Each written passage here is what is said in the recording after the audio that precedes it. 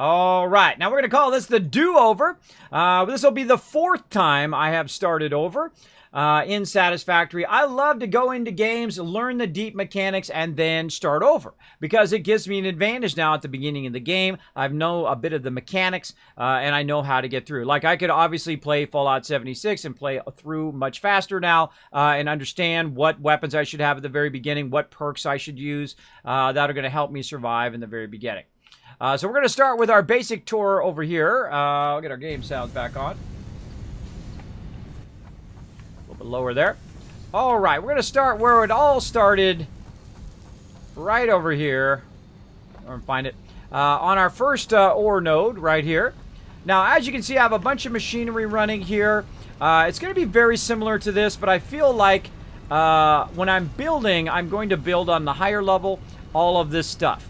Right, this way I can build it in any direction. I can have it all micromanaged and all that stuff on the higher level. So the only thing that's going to be on the first level will be all of this ore and whatnot that's coming through. And you can see I've got ore over here. This is for my bars.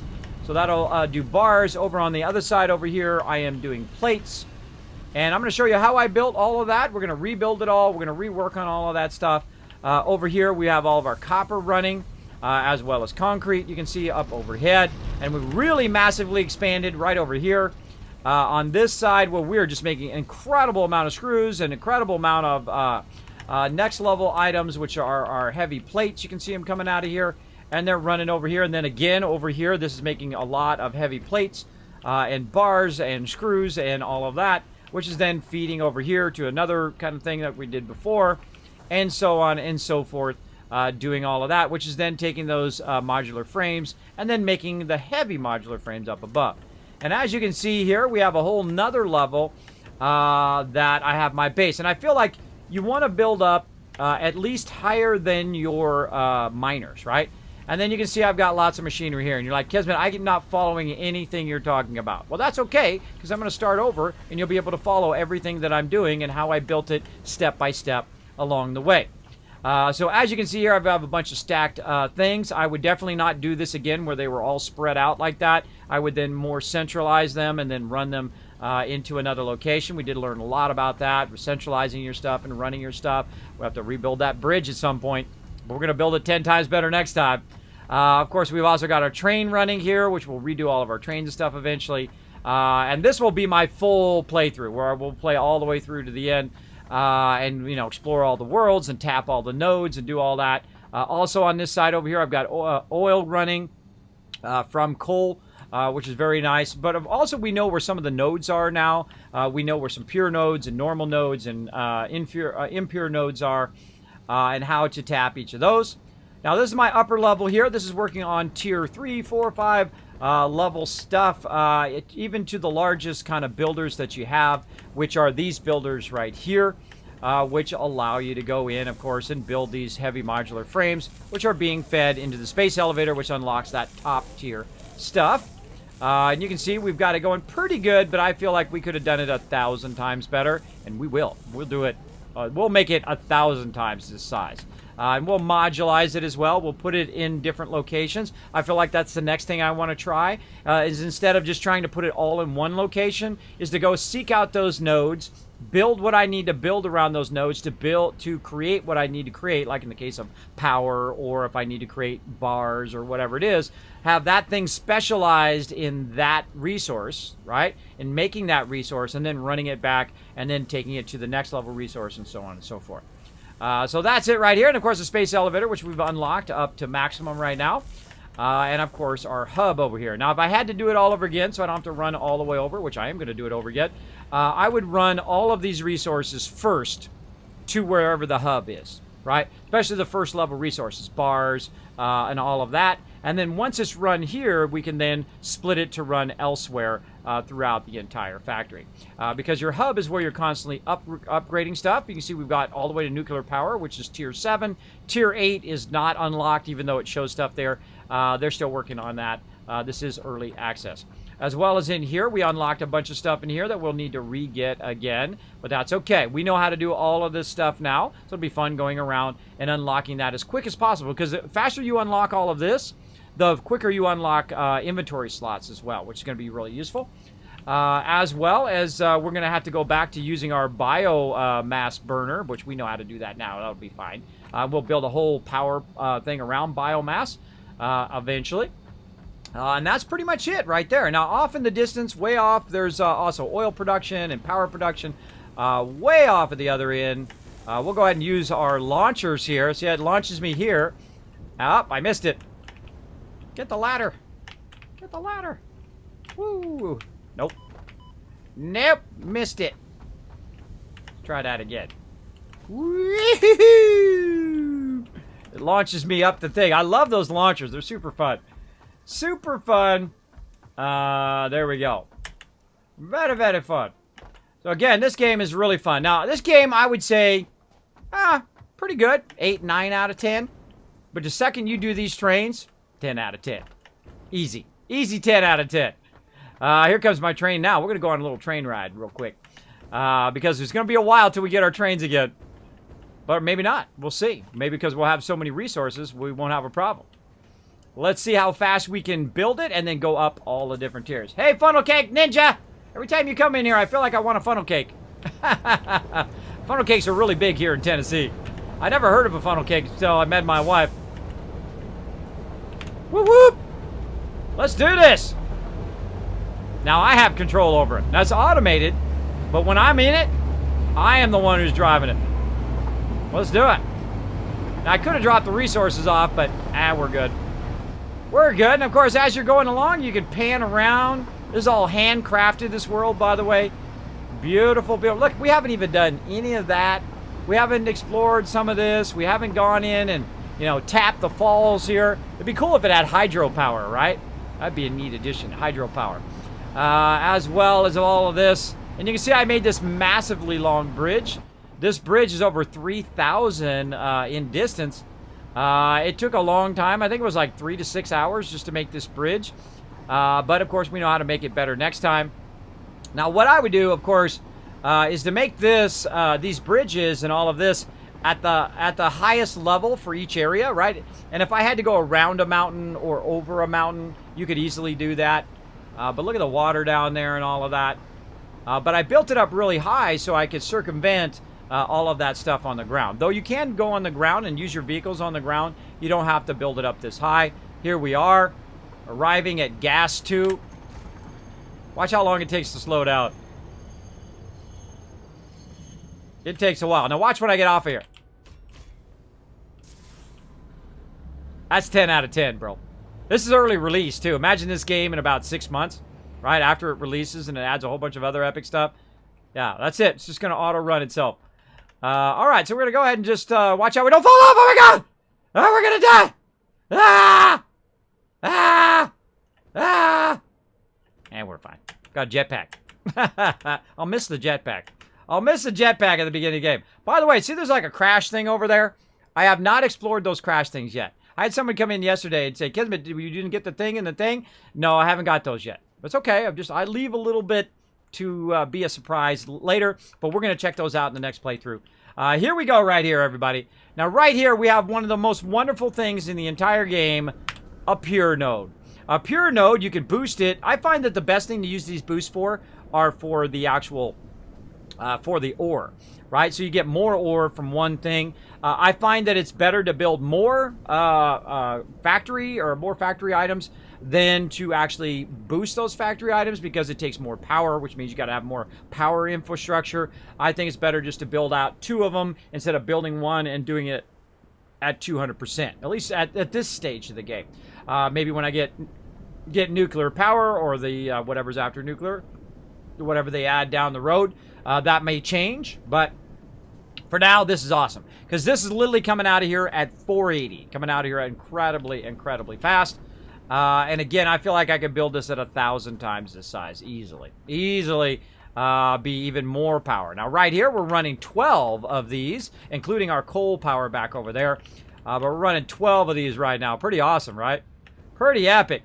And they are perfectly done, right? They're 100% efficient. They're feeding all of the fuel in there, and everything is running without me ever have to touch it, right? Set it and forget it. So if you know the deep math, that's all you got to do. You set it, walk away, you're good, right?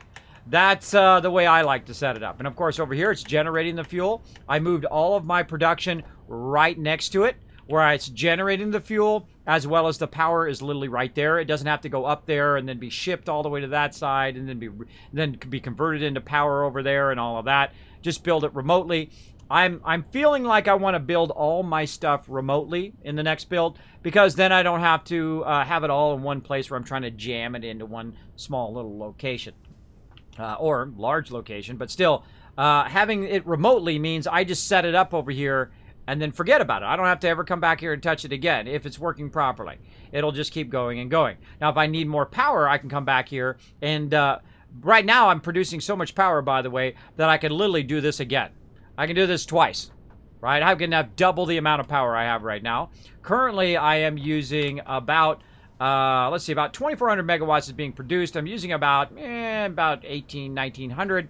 Not bad, not bad. So I really am way over the power requirement that I need. And sometimes that will happen as well. And you can roll over at what point it got high, right? The consumption. And you've got the 3 different areas as well. Now I could crank these up, which is kind of funny, because if you crank up the clock speed of your power, what does it do? Well, it's going to eat more fuel, right? But if you have lots of fuel, this would be something that I would boost, right? I would boost power, right? How much more fuel does it use? Does it use 2 times the fuel? 4 times the fuel? 8 times the fuel? Don't know, but we'll find out eventually when we test that as well. I like to get really deep into mechanics some days. We're not going to be doing spreadsheet tonight, though. I did do that the other day. Well, we really got into it. I mean, we got into the numbers. We figured out, okay, is it more efficient to boost it at 200%, or is it more efficient to make a second one? And it's more efficient to make a second one because it takes a lot less power. It doesn't take double, 3 times, or 4 times the power of something that you could literally just make the second one. It'll use 8 instead of 16, or instead of 20, which means less power structure that you need to build, right? And that's what I like to do. I like to find that stuff out about games. And that's it, everybody. Here we go. Brand new game. Let's do it. We're going to go out to the main menu. Confirmed. Say goodbye to all of these. Now, here's something that I do. I cut from the past, right? If you go in here and load game. Join game. Oh, Rose right there is online. Load game. You can see I have 3 playthroughs so far. So what I'm going to do is click on this first one here, and I'm going to literally delete the entire thing. Same thing here. Kismet on the Loose. My second playthrough. Delete the entire thing, and all that work we did right there, about 70 hours worth of work, 80 hours worth of work there, right? 76 hours of playtime. Bye-bye. Right there. I'm never afraid to start a new adventure. You should never be afraid of starting over again, right? Let's do it, everybody. Now, we've also got other areas where we can try, right? The Rocky Desert. We can go to the Northern Forest, but I feel like we want to just keep doing our grass fields, and then we'll come back and we'll try those other ones. All right, session names. The Mega Build. Let's do it. Mega Build. Boom. Let's go to it, everybody. Starting again. New game hype. My phone is going off. And it won't open up. Hello, phone. My phone is not showing its display. Attention, Pioneer. Uh-oh. The following instructional video is a summary of your impending duties as an exoplanetary My duties? for Fixit Incorporated. Fixit Pioneers have 3 cyclical assigned pillars of work to ultimately accomplish project Great assembly. intro. Use provided blueprints to build the necessary buildings. Chart the planet and gather resources to provide desired results and improve your infrastructure. Make sure to report any unusual discoveries to R&D for analysis. That's so me. Every time I see that, it's me. Outposts and pipelines through automation and augmentation. That's it. Get to work and be effective. I'm on it. Warning, planetfall imminent. Please remain seated during full procedure. Atmospheric entry in 5, 4, 3, 2, 1. Ah! You just know how that would be like. Most people would be like that. Ah, they'd be hanging on. Right? Because look, he's hanging on. Oh, God, what did I sign up for? What am I? I'm so stupid. Why did I choose to do this? Or this might be like the 53rd planet he's done. He's like eating a snack. As he's going down, he's like, I'm good. Alright, and we're going to listen to the tutorial again in the very beginning, just to get another round of it here. Because you might as well, you know, get the full experience. Look outside the window. Music coming up. Such a great intro.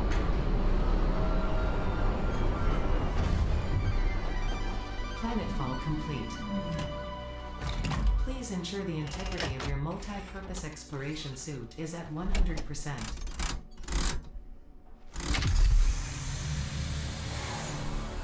Remember, efficiency first. Godspeed.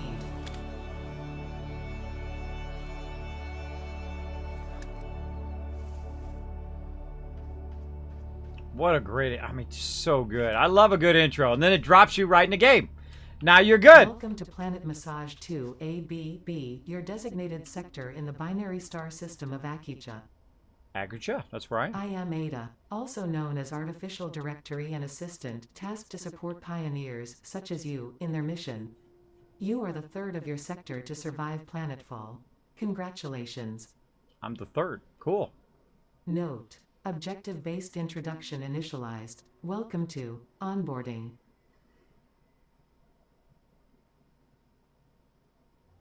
First objective: please dismantle the drop pod. The resulting materials will be repurposed to construct a habitat and utility base, from now on referred to as the hub. All right, so we got it. Fix-It Incorporated is cost-effective and efficient. We do not waste. Me neither. I like to be efficient. So it says over here, hit F to dismantle. So you hit F and you aim at it. You hold down the left mouse button. Now you picked it up. Now you can go ahead and use it for your hub. You're going to hear lots of messages as we go. Please ensure you have your Fix-It Incorporated Xeno Zapper equipped before leaving the drop zone.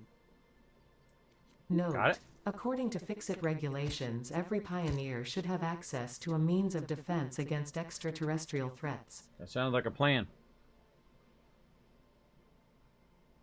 Third objective: please familiarize yourself with the resource scanner to find iron. Note: the acquisition of iron is considered essential in preparation for all future objectives. 301, 237.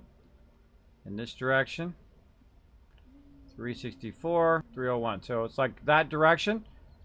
Or this direction. Now, of course, we can hold down C, but we have no other options other than iron ore. So let's go look over here to the west.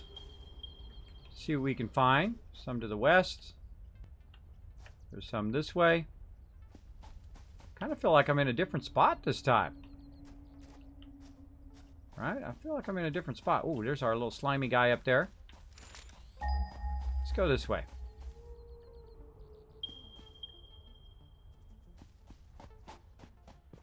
It's like a different start spot.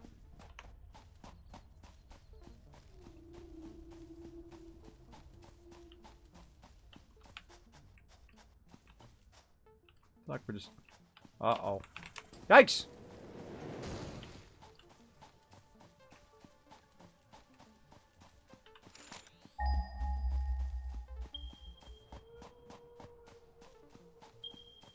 Something is leading me this way. I think this is where we started before. Oh, yeah. What you got? What you got?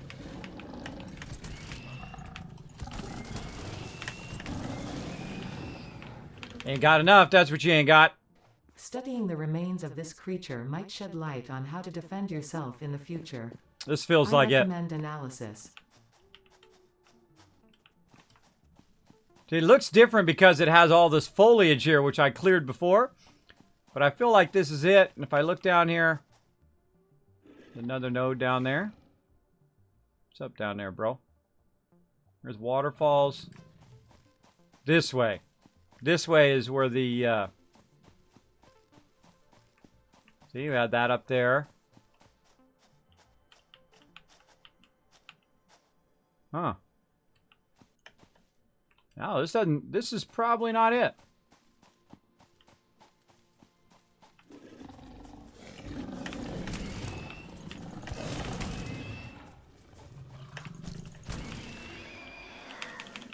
Jumping is the key to that. You gotta jump a lot. This consumable possesses minor healing properties. Further analysis required to establish object scanner identification. Oh.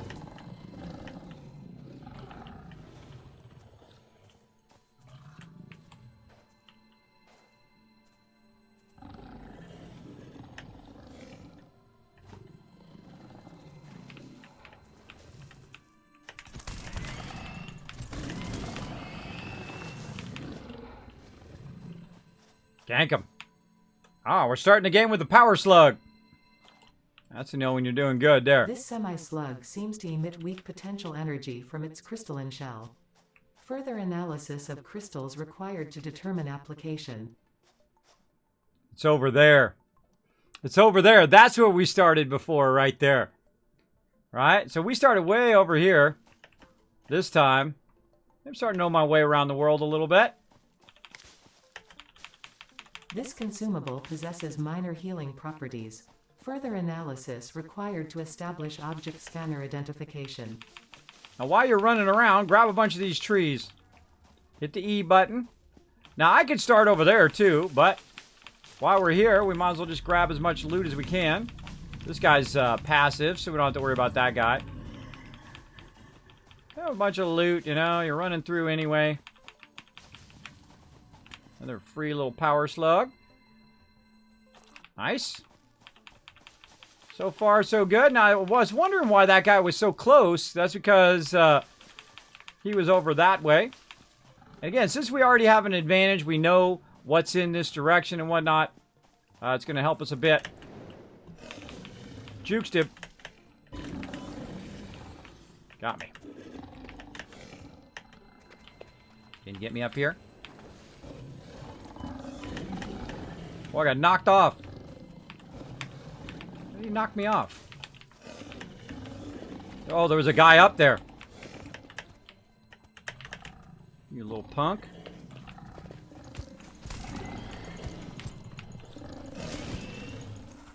Dude's flying. I feel like I'm pushing my luck.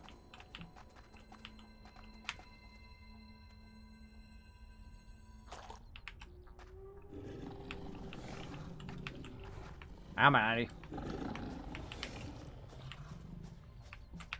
Snagged it. We gone.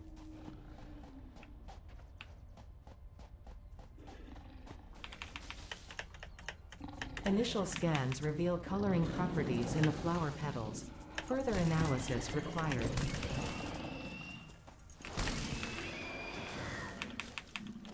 I can't take on those big guys right now, so I'm just gonna jukes away from them.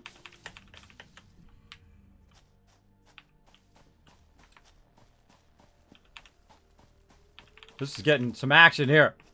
Alright, we okay for a second? I think we're okay for a second. Let's have some of these things. There we go. Put our thing back on. Oh, yeah. This is the iron ore. There's iron ore over there. Oh. What's up, little parrot? That's the one we're looking for. I hear you back there. I'm looking for that. Oh, there it is. Look, there's our coal node down there.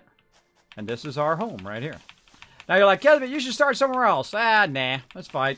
I'm okay to start here. Now what I'm doing right now is I'm collecting a crazy ton of various materials to get started. Alright, we're just going to go ahead and clear this area a bit.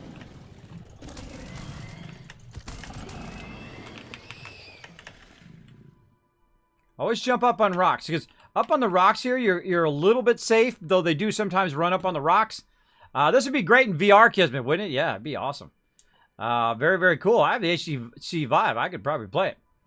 So here we go. We've got our... that's a pure node. What? They randomized the nodes. Now we know they randomized this node. That was not a pure node before. I can guarantee you that. Oh, the top one is pure. Okay, that's what threw me off. No, it's still impure. The actual, the ore below it is impure. This one is pure. All right, cool. Well, now I know. They don't randomize the nodes. The nodes are always the same, apparently. That would be cool to randomize it, though, because otherwise it's going to be just too easy. Because you know exactly. Try to get them.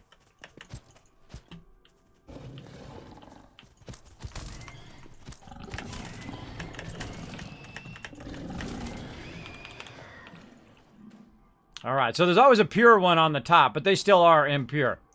There's our limestone there. Alright, this is where we're going to get started. Right over here. So let's start with the first thing that we're going to need, which is our hub here. Let's see, press E to gather resources from deposits. Oh, we got to gather the resources first. Let's get up here at the top, just to be safe. Fourth objective, build the hub. Note, to complete this objective, the resources salvaged from the drop pod will be consumed. All right, there we go. Caution, ensure the hub is built on spacious open terrain close to the presence of iron sources. Failure to do so will likely result in non-optimal progress. Yeah, duh. Okay, I'm literally putting it right next to my first iron node here. Congratulations, you have unlocked Hub Feature, Manual Craft Bench. Hub Feature, Hub Terminal. Fifth Alright, objective, tier 0. Hub Upgrade, Storage and Power. Note, the Craft Bench and Hub Terminal are essential for progression to the next objective. We'll just get this going.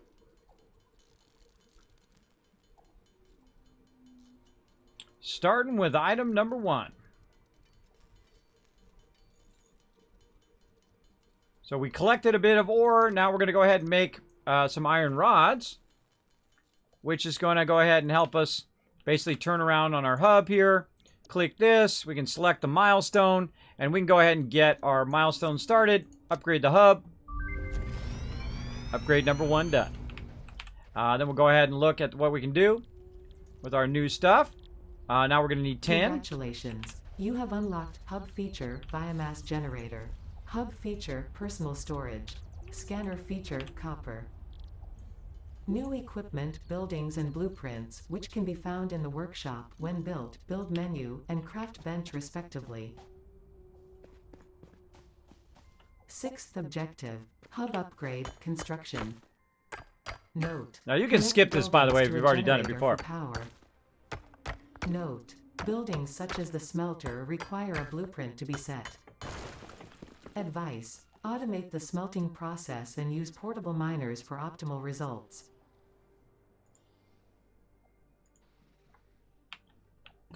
Boom. Mods are napping. Mods are napping. There we go. So I hope you listened to all of that. I didn't. All right, so we made some iron rods. We made we can make iron plates. We can make all this to upgrade the hub again. But right now, what we want to do is just go ahead and get started with our basics. And that is the 3 things that you need to start with, of course, iron ore, limestone, and, of course, copper.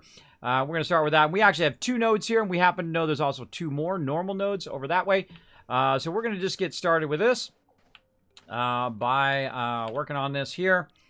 Let's see. Let's go ahead and just convert our iron. We're going to do a bit of this manually just to get us started. Like so. And then we want to craft this new item. Oh, didn't I just build some plates? I thought I did. Apparently not enough. Apparently not enough. I didn't build any. There we go. All right. We need our equipment workbench. And again, we're just going to throw the stuff on the ground for now until we get to making stuff. All right. So now we're going to need more iron plates. So over here, there's a pure node that starts you off And then there's another pure node over here that starts you off, and so on and so forth. You can just run around, grab the pure nodes to just make some of the base materials. One of the great way to get started in the game.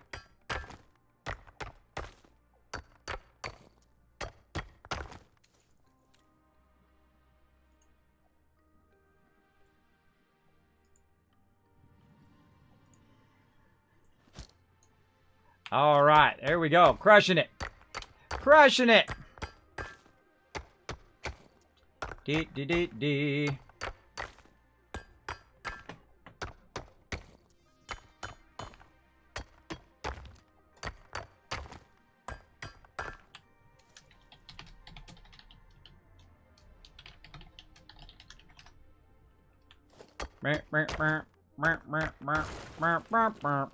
I swear that sounds like jingle bells to me.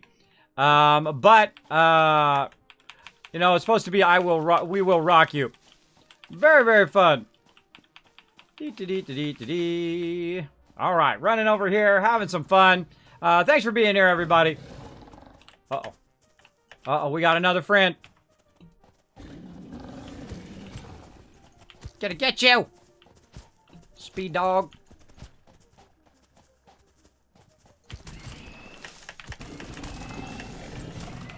Bye-bye, speed dog. Make sure you don't got a friend. Nope. All right, copper node. Just going to get it started. Well, the thing about other people, their wizard is their actions are all on them. I find that people who do that just have real low self-esteem, and they feel like that's gonna, you know, give them, you know, that make them feel better about themselves by dragging other people down. Well, I can tell you it's a dead-end road. So it's more like you feel sad for them that they have that kind of negativity in their life. But oh well. Oh well. We just keep doing what we love to do up in here, having some fun, playing some games, and they make mistakes like that. I don't mess around. See, if someone comes in and starts saying negative stuff to me, I'm high level in real life. I've been called every name in the book, and I don't care what other people think. I answer to no one. And neither do you, by the way. If someone says something to you, and they're being rude or trying to tear you down, you don't have to take their negativity and put it on your shoulder or carry it around or whatever. You guys have heard me say this many times. If they don't care about you, what do you care about anything they have to say, right? Forget those people. Distance yourself from those people. I insta-ban those people here in my channel. There's rule number 1. You're respectful or you're gone. I don't give you a second chance or third chance or nothing. You're gone instantly. There's plenty of other channels out there. Feel free to go check them out. We like the cool peeps up in here. We like the cool peeps who like to chill out, talk games, have some fun, win thousands of dollars worth of games here in my stream and free gift cards and Amazon gift cards. Because that's the funniest thing, right? The funniest thing is that person now lost out on just literally thousands of dollars worth of free stuff that my sponsors send in or my supporters here on the stream. I think it's funny to just shoot yourself in the foot. I see people do it all the time. But, you know, that's on them. If they feel so terrible about themselves that they need to go around and try to drag other people down, it's really sad. It's really sad that people are at that state, right? Because I used to do that when I was young. When you're young, right, and you're doing that, you just haven't learned better, right? You haven't leveled up in real life yet. You're still low newbie in real life. And so you feel like, okay, well, you know what? I don't feel good about myself. I'm going to tear other people down. And that's what I used to be known for, to go around, say, hey, Kismet, go burn that guy, right? That's what we used to call putting people down back in my day, called burning other people, right? Like, hey, man, what's up, man? Is the flood coming soon? What's up with them pants, right? And you try to burn people and do that kind of stuff. And believe me, it's a dead-end road. It's a dead-end road. It doesn't do you any good. It stains your soul. It's going to stain your soul until you feel that you have to do that just to get by in the day. That's pretty sad. That's pretty sad that people have to do that. But, you know, hey, it's their life. It's their choices. If they want to be despised by other people and insta-banned and lose out on stuff, hey, I'll ban them in a second. It doesn't bother me at all. Doesn't bother me at all. There we go. Thank you, Jazz Sads. Appreciate it. Thank you. All right, we're making a little bit of everything here. A little bit of wire, a little bit of iron plates and everything that we're going to do. Now, of course, this is like really at the very beginning here because eventually we'll have a whole automated factory which does all the stuff. Also, V turns on your thing here. Very, very fun. Very, very fun. All right, what else we got? We got some limestone. We could make some concrete. Oh, we can't make concrete until we go to the next one. That's right. You can't do it until you upgrades. Now, I really like this function down here where you set milestone and then it pops up in the upper right-hand corner up there where you can see what you need for your next milestone. I dig that a lot. We're going to definitely need some more copper, which is funny because we're going to have so much copper eventually that it's going to be obscene. Now, one of the things that I suggest to do very early on is actually make multiple of these miners very early here. So we're going to go ahead and make 2 of these. And the thing we're going to run out of is copper. So we're going to start by running this over here. And we're going to go ahead and tap this. Oh, let's go into our inventory. There we go. We'll go ahead and let's see. I forget how to put that down. I don't think you drag it and drop it. Yeah, you just drag and drop it. There we go. All right. So let me drag that out of there and drop it on the ground. And then we do something to make it work. Let's see. Build equipment, equip a portal miner, place it on the node, build a smelter, and all of that. So it's allowing me to pick it up, but it's not putting it down. I think I have to put it in my bar. I think that's what it is. I have to equip that. Right, put it in my hand. Yes, that's what it is. You had to put it in your hand. See, it's been a while since I've been at the beginning of this game. And then you click, and then it drops down. Then it allows you to open the portable miner. There we go. And now that portable miner is just going to run. Now, the one I wouldn't do the other iron ore node. I wouldn't do the concrete node. The one that we're going to do is way over here, which is the copper node. You got to watch out because there is a drop-off right here somewhere. There it is. Is to tap this copper node over here. And this time we're going to tap all the nodes. And we're going to really go to town on the nodes itself. So again, we just go ahead and drag this into our hands. We left click to put that down. And then it just off and running, right? And you can also pick it back up again if you need it. Now, I feel like we want to go ahead and let that run. But while that's running, let's go ahead and pick up some more copper. And that's going to allow us to build more of these. I feel like at the very beginning, you want to build like 3 of these for each of the thing that you're doing. Because you will use these miners again later. So it's not like you're wasting resources. It allows you to do that. So I feel like you want to just kind of speed along a little bit by also grabbing your own bit of copper at the very beginning. And the iron back there is working. And the thing about I love this game is you start stuff going, and then you're out of there. Oh, he got insta-banned, everybody. Love your streams, Kismet. Thank you, Giza. Thanks for being here, by the way, everybody. Appreciate everybody coming in, hanging out. Fantastic purchases. I've gotten both pre-ordered as well. What's that? What's that? What did you order? What did you order? Oh, thank you, Mortal Wombat, for the host as well. Appreciate everybody coming in. You know I love all my Wasteland Tycoons in here. Again, notice how I'm running and I'm grabbing tons of bushes and stuff as well. We're going to need that later on in our playthrough. But I don't really need it on me right now. So you want to just keep storing all your excess stuff in here. Like right now, we don't need the limestone because we're not going to be using that. But we'll get some copper. We get all that. We'll sort it. I love the sort function, by the way. Incredibly genius idea that was added. Very, very nice. All right, some more copper. You'll never take me alive, copper. Right over here. And then we'll look at this over here and say, okay, what else do we need? We want to go ahead and make a bunch of these. Now, the cool thing is you can right-click, and it will add to your to-do list, right? Boop, right off to the side, which is another fantastic feature of this game. We want to say, let's make 3 each. Now, right now, we have 2. So we'll go ahead and make another one. And another one. So that'll be 3 for our other iron node.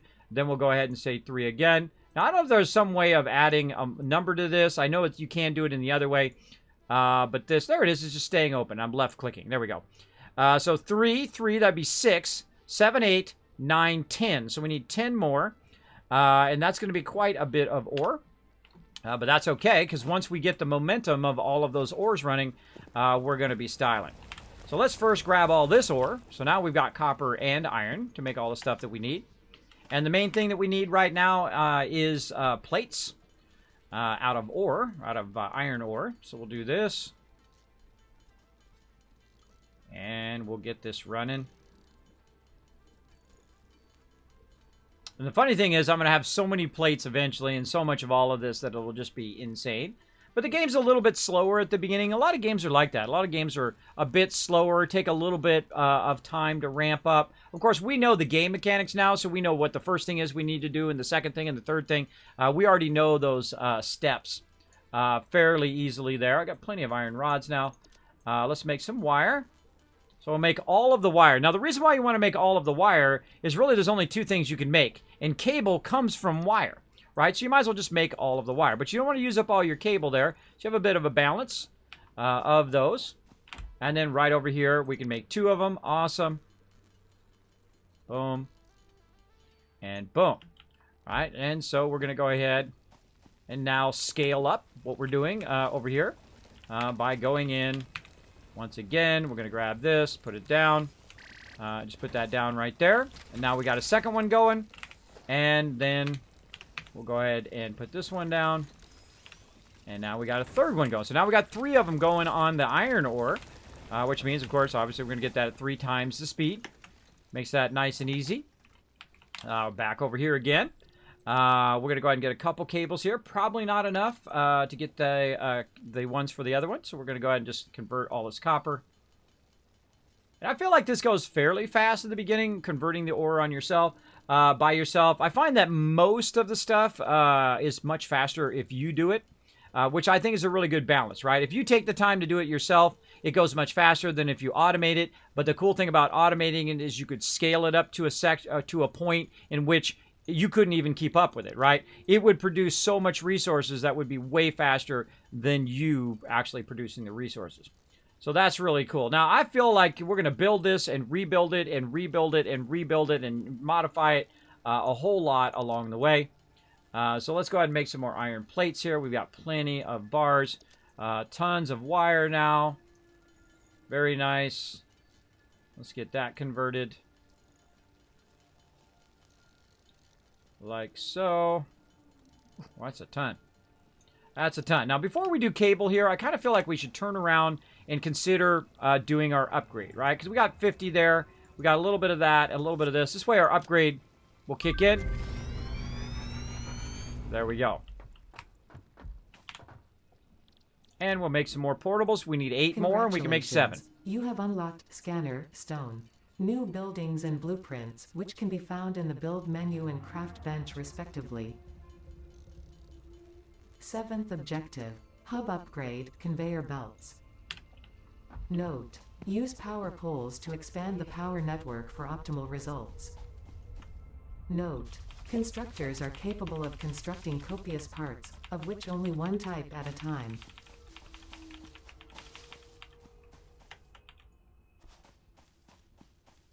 All right, now over here, see how it's not spinning? That means that it's full. So you would definitely want to come back here. Again, the first iron and coal are the first 2 things I would suggest. And then here we go again, right? Let's get a third one, or a second one down. And then again over here. Now I find that because this one is a normal node, by the way, this one's a kind of a higher level, middle level node, that this one is going to produce, obviously, a lot more, a lot faster. And you won't have to worry about it as much. And we'll go ahead and grab all that. And now we have 3 of those running. So we're crushing that. And again, grab all this random stuff, because you're going to need this later. Don't need it right now at the beginning of the game, really, until you kind of get your miners going, and then we'll use a ton of it. But, you know, you're wandering around anyway, you might as well grab it. Now, later on, there's a faster way of doing that, of building that up. And again, we're doing a whole nother playthrough. This is my 4th playthrough now.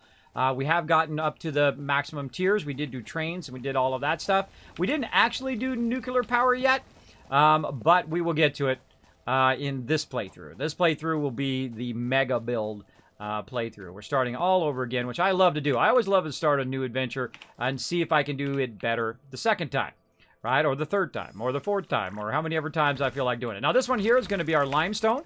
So before I tap that other iron node, we want to get our limestone fired up, because that's going to help us build our base. We've also got a constructor now as well. Pretty cool. And we'll get to those in a minute. But we do want to have it automating grabbing our resources. There we go. 3 of those. Good. And then we have another iron node over here. It's an impure node, which is the lowest level nodes. So we're also going to get that going as well. Right over here. And we're going to have plenty of everything to get started. There we go. Meanwhile, back over here, these have been mining tons and tons of ore. So we're going to grab all of those so they don't stop. Like so. And now we're ready to go. And look at our hub starting to work its way up. And, of course, we got some exclamation points back here. The biomass converter, which is eventually going to be our power. We'll get to that. And, again, we'll come over here. We'll say store all.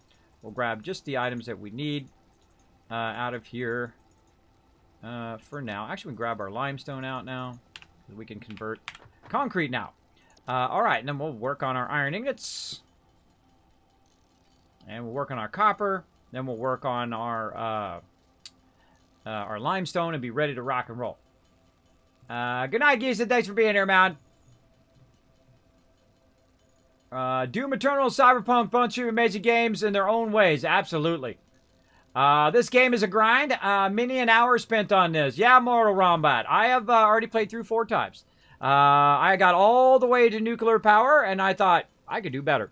So I've started over yet again. It's very, very fun. Very, very fun. There is one thing that I haven't done yet, though, which is explore the entire world. Really, a couple things, as well as to go look for the downed ships and then see what's on those. Don't tell me. Don't tell me. That'll be part of this playthrough. We'll continue to explore the world and, of course, tap every single node that we can find. And we are going to then take it to 1,000 times the size in which we built last time. We built about 5 levels last time. We did about 3,000 away where we went and got the oil and brought it back, and so on and so forth. I feel like we're going to build factories by where we find the nodes instead of, running our trains back and forth and doing all of that.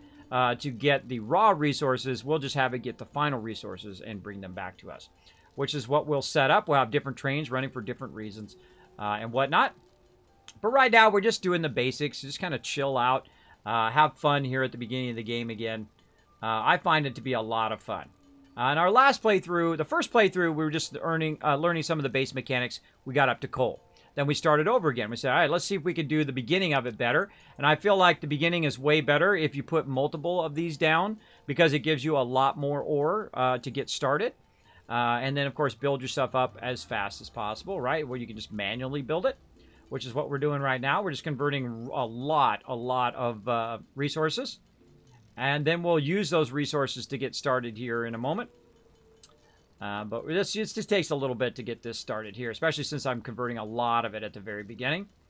And then we'll get started with our next level stuff in just a moment. And again, I do love to play through again because I always learn something new every single time. Try to challenge myself to do better and better at the game, learn those deep game mechanics. I don't know if you were present the other day. We went in and we looked at the real deep mechanics of everything up in the game until the point we were. How to split things and do the numbers and make all the numbers work out so we're 100% efficient. And that's what this base will be. It'll be working on making everything that we're building 100% efficient at that time, and then more 100% efficient and more as we scale up and whatnot. Now, I could literally just run around and grab all the pure nodes. If you knew where they were, you could literally just go to the pure nodes, build it up there, go to the next pure node, build it up there, and so forth. But you do have something that slows you down, and that is the mobs that attack you, right? Because early game is kind of hard to kill those mobs, especially the ones that were shooting at me. You saw right at the very beginning of the game. They were shooting at my character, and it's very hard to kill those with just the thing. I guess if you got the skills to dodge and do all of that, I'm sure somebody does. I do not. I do not yet, but I'm sure I could try it. But I would rather just do this, build myself up to the point where I can fight those, and then we'll take those on later on. Make a bunch of concrete here. And this is really what I'm trying to get to here, concrete. Because we're just going to start with some platforms right off the bat. Right off the bat here. All right, now we're looking sexy. Now we want to go ahead and add some stuff down here to our bottom bar. And the way we do that is we go in here into special. We've got our hub. We've got our production now. We've got our smelter now, our constructor as well. Under power, we've got power poles and whatnot. But if you notice, one thing that we don't have is we don't have our ability to drill yet, right? So I feel like there's nothing I really need to do first other than to try to get built up to the level in which I can go ahead and start using these drills. So we're going to go ahead and select the milestone again. We're going to go ahead and put each of the things that it needs. So right here, it's going to need these reinforced iron plates. But we've got some concrete here. We've got plenty of plates in there. We want to go ahead and make some more wire. Wire is one of those things at the beginning of the game that I find that I just have a massive backlog of it. Later game, it will start to burn it all up. But early game, you end up just with a crazy ton of it because I happen to be right by a normal node. So we'll be burning a lot of that. Then reinforced iron plates here. You can see that we need some screws. So we'll make some screws. And really, I feel like you just want to run right to this upgrade, right? Right to this upgrade, upgrade number 2. Right here, even before building anything. You just want to just, boom, do it yourself. And there we go. And now we need to do this next upgrade, which is going to be our miner, right? And the one we just did right here are conveyor belts and building stuff, new buildings that and kind of stuff. blueprints, which can be found in the build menu and craft bench respectively. 8th objective, hub upgrade, additional power. Advice: when planning the construction of buildings, note the placement of conveyor belts. Caution: overloading the power network guarantees suboptimal performance. Okay, now meanwhile, while we were doing this, these have all been collecting an insane amount of stuff. Right? Boom. Boom. Boom. That's 300 right there, right? Then we run over here. And probably don't even need to triple up on that other one now. Over here, of course, we've got our concrete running. 3 of those have now been running. Boom. Boom. Boom. And, of course, the reason why we did 3 on each is because now we have 3 times the amount of resources we had when we first started. Grab a bunch of those leaves. We'll need all those later. We'll run around and grab a ton of leaves in a bit. So just kind of just quick moding because I already understand the game. I already understand the mechanics and what I need to do to get to that next tier and that next tier. Look at that. I'm out of inventory space. What a surprise. I'm already overburdened, everybody. Already overburdened in the game. Watch out for that chasm there. I almost fall down it every single time, but I haven't fallen down it yet. That doesn't mean it ain't going to happen in just a few minutes from now. It ain't going to happen in a few minutes. Playing Ark for the first time. Yes, I did enjoy playing some Ark. The only thing I dislike about some multiplayer games is actually not the game itself. It's that the way that some people play, right? Is that when, you're a noob and you're starting off in a new game, you're all excited, you want to learn about it, you want to be crafting, you want to be a vital part of the team, and then you go into a game like Ark, and there's people in there who have played it for a bazillion hours, and they're like, okay, here's the best stuff, here's the best items, here's all the stuff, don't worry, I'm going to do everything, there's nothing you need to do. Well, then what's my role in the group? Why am I there? Why am I playing this game if I'm just going to have everything easy on a plate, right? I don't like doing that. I like to have everybody be a vital part of the crew, of the team. Everybody has a role that they choose that they want to do. I find that incredibly fun. I find the same problem when we were playing Atlas. That one person will go and say, "Hey, look, I'm the everything person." Same thing happens when sometimes when you're playing 7 Days to Die. You have a high level person on that server, and they're just trying to be the everything person. Give everybody the room to play as well, right? And I think the same thing would happen in this game.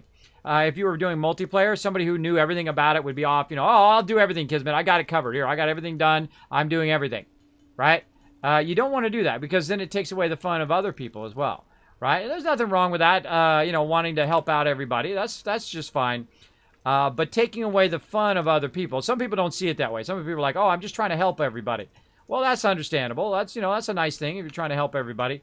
But know that you do steal away some of their fun if you do that. So a little heads up. All right, let's put these in here. But again, if it's your server, you play it however you want. Me, I always look to other people like that and try to do it. Now, what I'm doing right here, by the way, is I'm literally just trying to get upgrade number 4. And once I have upgrade number 4, then it's worth my time to start to build my factory. I feel like it's not really worth my time to build my factory until I get to that point because I got to have it where it pulls the ore out. And we're going to actually be doing a lot of building. So the number one ore that I actually want to pull out is going to be limestone. That's going to be the first thing I do out of all of this stuff.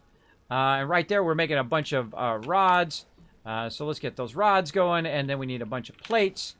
And we happen to have a bazillion iron. Now, right behind me, it's now back to getting even more. It's probably got, 200 or maybe 300 by now of these iron things. And how many do we need? 100. So we can literally just turn around, grab some more, and we'll be good to go. So I feel like 3 of them is the way to start. I mean, you could go with 6 of them or 20 of them if you want. But I feel like that's kind of the good even point where, you're not making too many of them where you're just going to, store them in a box forever. but you have enough of them that you can go in and just grab the loot, convert it, be good to go. And I'm watching how many plates here. This is going to take a while. Definitely going to need a lot of iron ore here to get these plates started.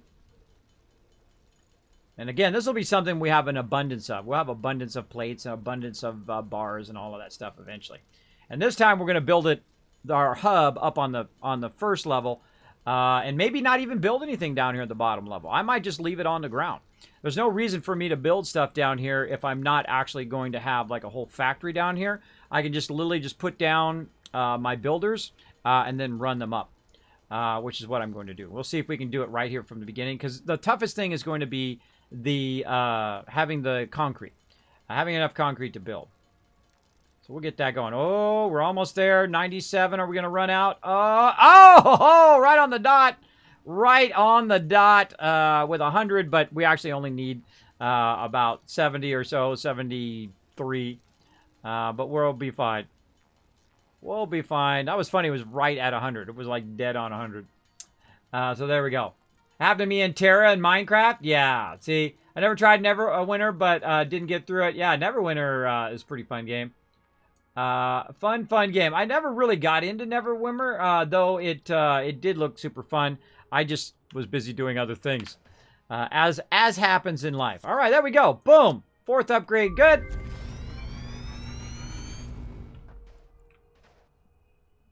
All right, easy mode. Congratulations. You have unlocked Hub Feature, Additional Biomass Generator. New buildings, which can be found in the build menu. Right there. So we got our space elevator. Hub upgrade, molecular analysis. Note: to ensure full mastery of skills and equipment, I have been asked to not interfere with this last objective. There we Good go. luck. Well, thank you. Thank you very much. All right, so we unlocked our MK1 in our storage container. Our next upgrade is our space elevator. I feel like the thing to do is literally just click the next milestone every time you're in here, right? When you finish one, just click the next milestone, get it up there in the corner, and then keep running. Now, I happen to know now, because I've played through the game all the way through, I've unlocked all of the tiers. I know what's in every tier now, right? I know what's in every tier, minus the stuff that is in those little search things, which we haven't done yet.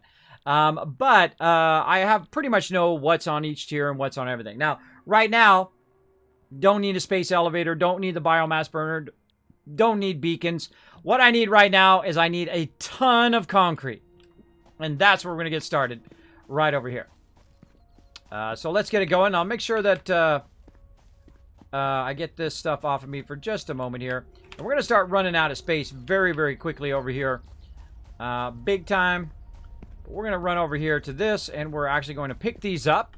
And at the same time we pick those up, right, we're going to have to grab all, pick up miner, or we can just straight up pick up miner, and we'll pick up both things at the same time, right? See, I got a stack. It'll pick both those things up. So the first thing we want to do here is going to be concrete. So we're going to build basically a miner here for the concrete. We're going to hit plus, and it's going to put it over here. Now, I feel like the thing to do is to clear out everything you got. We'll just say forget that last third one and just go straight to miners. So we're going to need a portable miner, which we have 3 of them now, so we're fine. We need some iron rods and some concrete, which we left back here at our hub. And let's get this rocking and rolling. Right over here. So we get some concrete, we get all this other stuff. And you see now that over here on the right, maybe you can't see it, but it says I need 1 portable miner, which I've got. It says I need 5 iron rods, I've got 35. It says I need 5 concrete, I've got 37. So I've got plenty of each of those things. And we're going to fire up our concrete first. And we're just going to build it on the ground for right now. We're not going to build any structures yet because we want to just get this fired up straight away. Bam.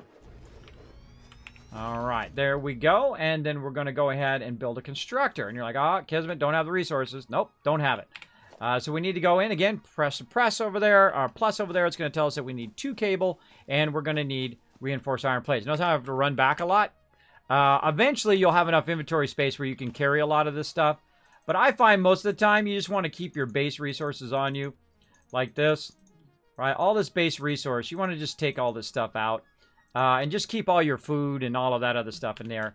And just try to keep this on you where you're not overburdened. Right now I am overburdened, but I need... I'm going to burn up a lot of this concrete real quick. Just to use up this excess resource. Right over here. And actually, did we get our research thing? We did not. Don't have our research thing yet. We do have our second biomass burner back here, which is nice. We'll get into that in just a moment. But we don't have our research thing, so our little green slugs are. Oh, we grabbed 3 of them. Our little green slugs aren't usable yet until we can research that. So we're gonna go ahead and finish our concrete. That's what I was doing. I got distracted. Distracted. Now, again, thanks everybody for hanging out in the stream. If you want to do something kind for someone else while we're sitting here waiting for this concrete to convert and we're starting our game over again, consider donating to my mods. We're getting so close, everybody. So close. Now, know if you do donate, it goes directly to them. That is all for them. Basically, you can also get some Kismet loot as well. Kismet candy bars, Kismet stickers, all sorts of cool stuff depending on what level you donate. You also get TwitchCon loot. As well as you get up to the higher levels, we'll take a t-shirt, a Kismet t-shirt. Probably not this one, but the new one, 2019. We'll take that around TwitchCon and get your favorite streamers to sign it for you. If they're there, no guarantees. But we'll go around and we'll get it all signed for you, whoever you want us to go try to find for you. On behalf of my mods, thanks to everybody who has donated, and thank you to anybody who does donate in the future. I'm trying to unlock that bar there. Once we get that bar unlocked, we have exactly, how many more days? It says 69 more days? No, 59 more days. That's a 5, I think. 59 more days, roughly, until TwitchCon. Because I think it was 60 days the other day. I don't know. Maybe it got messed up. I don't know. But we are coming down to TwitchCon. It seems like that's a long ways away, but it is really not. It is not a long time away from where we're at. All right, so we got our concrete. We got all this stuff. And if you have any excess, best thing to do is just put it in your thing there to keep your stuff clear there. And we're going to use these other miners and this other stuff here in just a moment. So let's get over here. Again, we need... Oh, I need to do my reinforced iron plates before I forget. Right over here. What do we need? More screws. What a surprise. What a surprise. There we go. And I make just enough to make whatever it is I need to make, because this way I can start it going. Right? It's more efficient if it's going and you're doing something and they got another one going and that's doing something and this is doing something and you're doing something. The efficiency is much better. That way. Now, again, I'm just going to literally just throw this on the ground. It doesn't have to be up on your thing to start, right? And then we're going to start using our conveyor belts right here. Now, I like to put the conveyor belt on number 3, but it automatically does. Put those on number 3. Also, we're going to go ahead and put our foundations on number 5, and then our ramps here on number 6, just by simply pressing the buttons on the side of my mouse, right? Or you can use your keyboard. I have a Razer Naga, which is my favorite mouse of all time. I love the buttons on the side. The side, it really makes it fantastic. So I can just press 3 on the side of the thing here.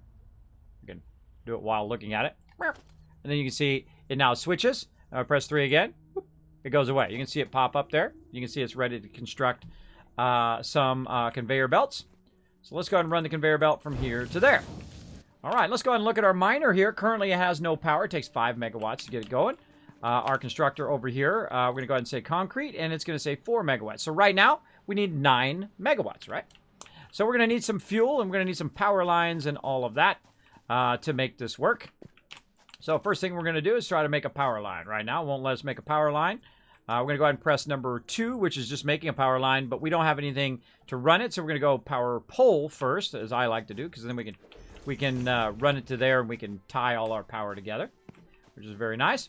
Then we go look over here at the burner. Now, we could go ahead and put the raw materials in there, which we put in here, and we were collecting a bit of it, which is all of this, the wood that we picked up, and then we'll sort that as well. Now, there's something else we can make later on that will help us, but right now, we can go ahead and convert this into biomass, like so. It goes pretty fast as well, early game. What's up, Rathwall? Thanks for being here. Appreciate it. Yeah, I had the same problem when I started Ark. There you go. I like that it has a line on the ground showing you the way to go. Yeah. It shows you, it lines you up off the other items so that you're, trying to line up straight on it.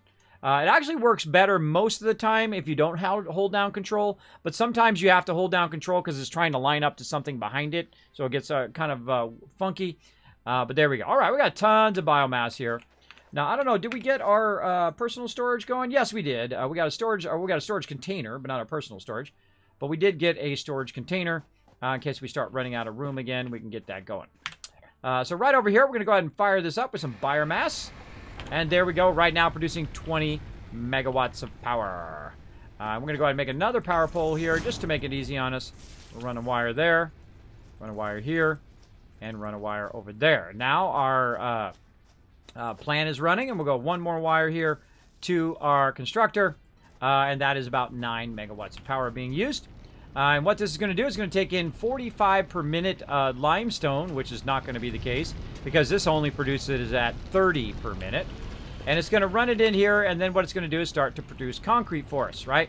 Now, one of the first things you want to boost is this one, so that it's running at 45, so that it can run in there, and then, of course, boost it even more, so that you can, of course, run it into 2 of them and be making the most concrete you possibly can at one moment.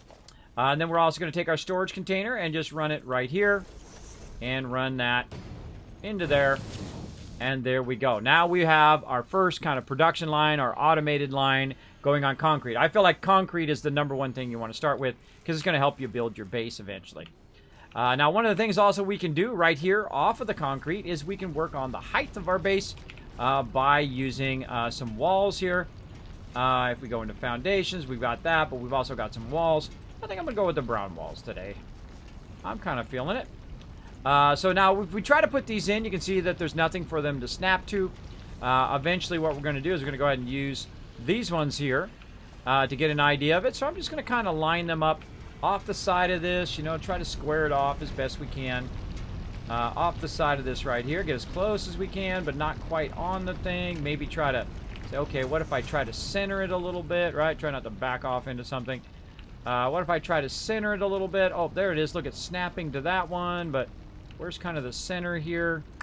Say like that. Okay, there we go. Now we got that in there, and then we can maybe do this. Now you're like, oh, wait, this one doesn't seem to be perfect. Let's take these out. Let's go ahead and put that back in. You get all your resources back, by the way.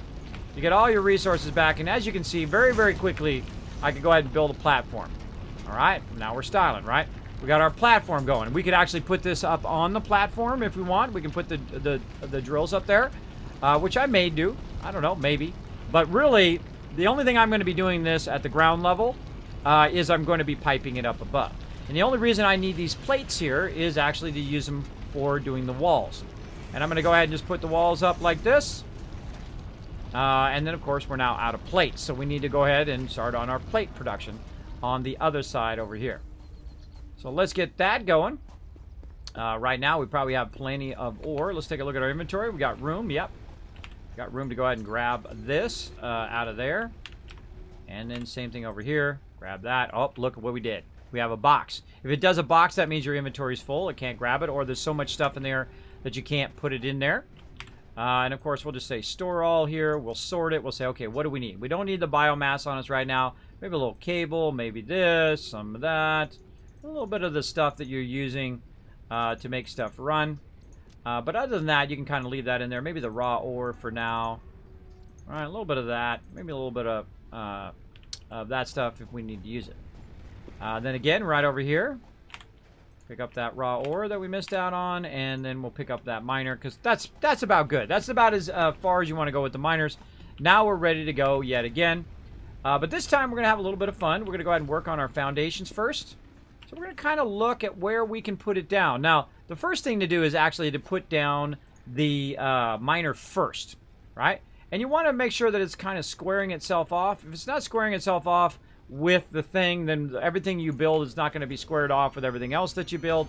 So I try to, you know, because sometimes it starts and does weird angles at the very beginning. So I try to start it well. I usually key off of this one because this is usually my main base over here. But this time I may, you know, go by the other one. We'll see. Or maybe we won't even build anything down here. We'll see. Again, I'm trying not to back off of here. Trying to get it, you know, centered as best you can. It doesn't really have to be that perfect.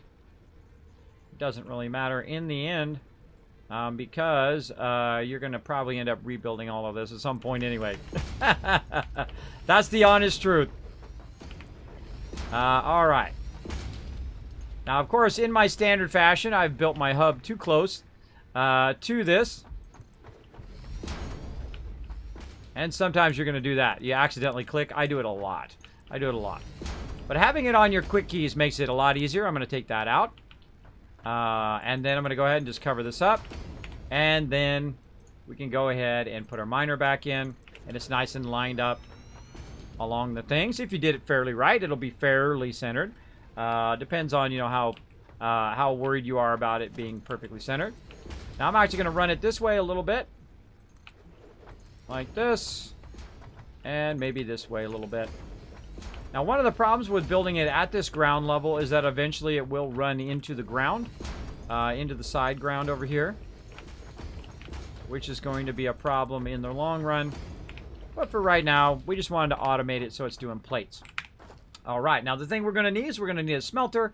And then a constructor. Let's clear this stuff first, just in case I had something else there. So we're going to need 5 iron rods. We're going to need more reinforced iron plates and so on and so forth. And I find that reinforced iron plates is always that bottleneck that you run into quite often in the game.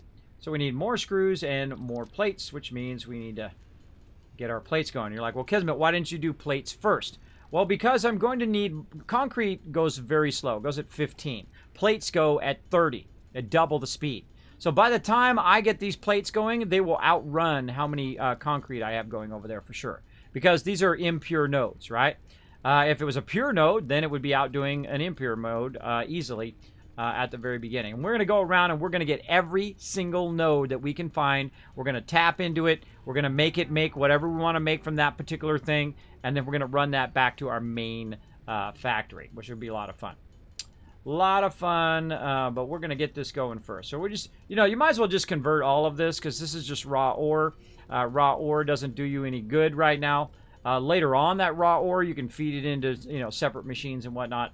And you can just use this without the drill, by the way. You can use it without the miner. You can just go ahead and build the items and just start putting the items in there manually.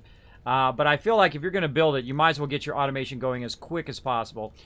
So you can just be letting it run while you're doing other things. The more stuff that's running while you're doing other things, the more efficient it will be later on down the road. So let's make some plates. There we go. And we need to make some screws. How many do we need? We need a total of 3. So let's make some more iron rods. So we can make some screws. We can make some more iron rods. We can make more screws. How many we need here? Oh, we need more plates.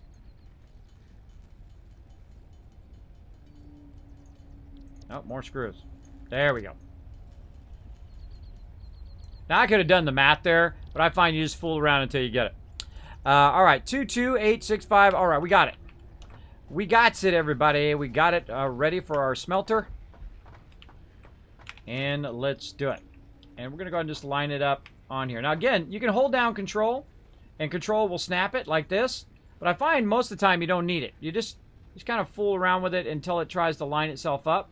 Now, if it's trying to line up off something else, it's going to be awkward, which is what it's doing right now, right? It's trying to line up off something else. So just hold down Control. You'll see that green line at the bottom there. We'll go ahead and run that in. Now, sometimes it's going to do this, where it's really, really close. It will work. I don't like it that close. You know why?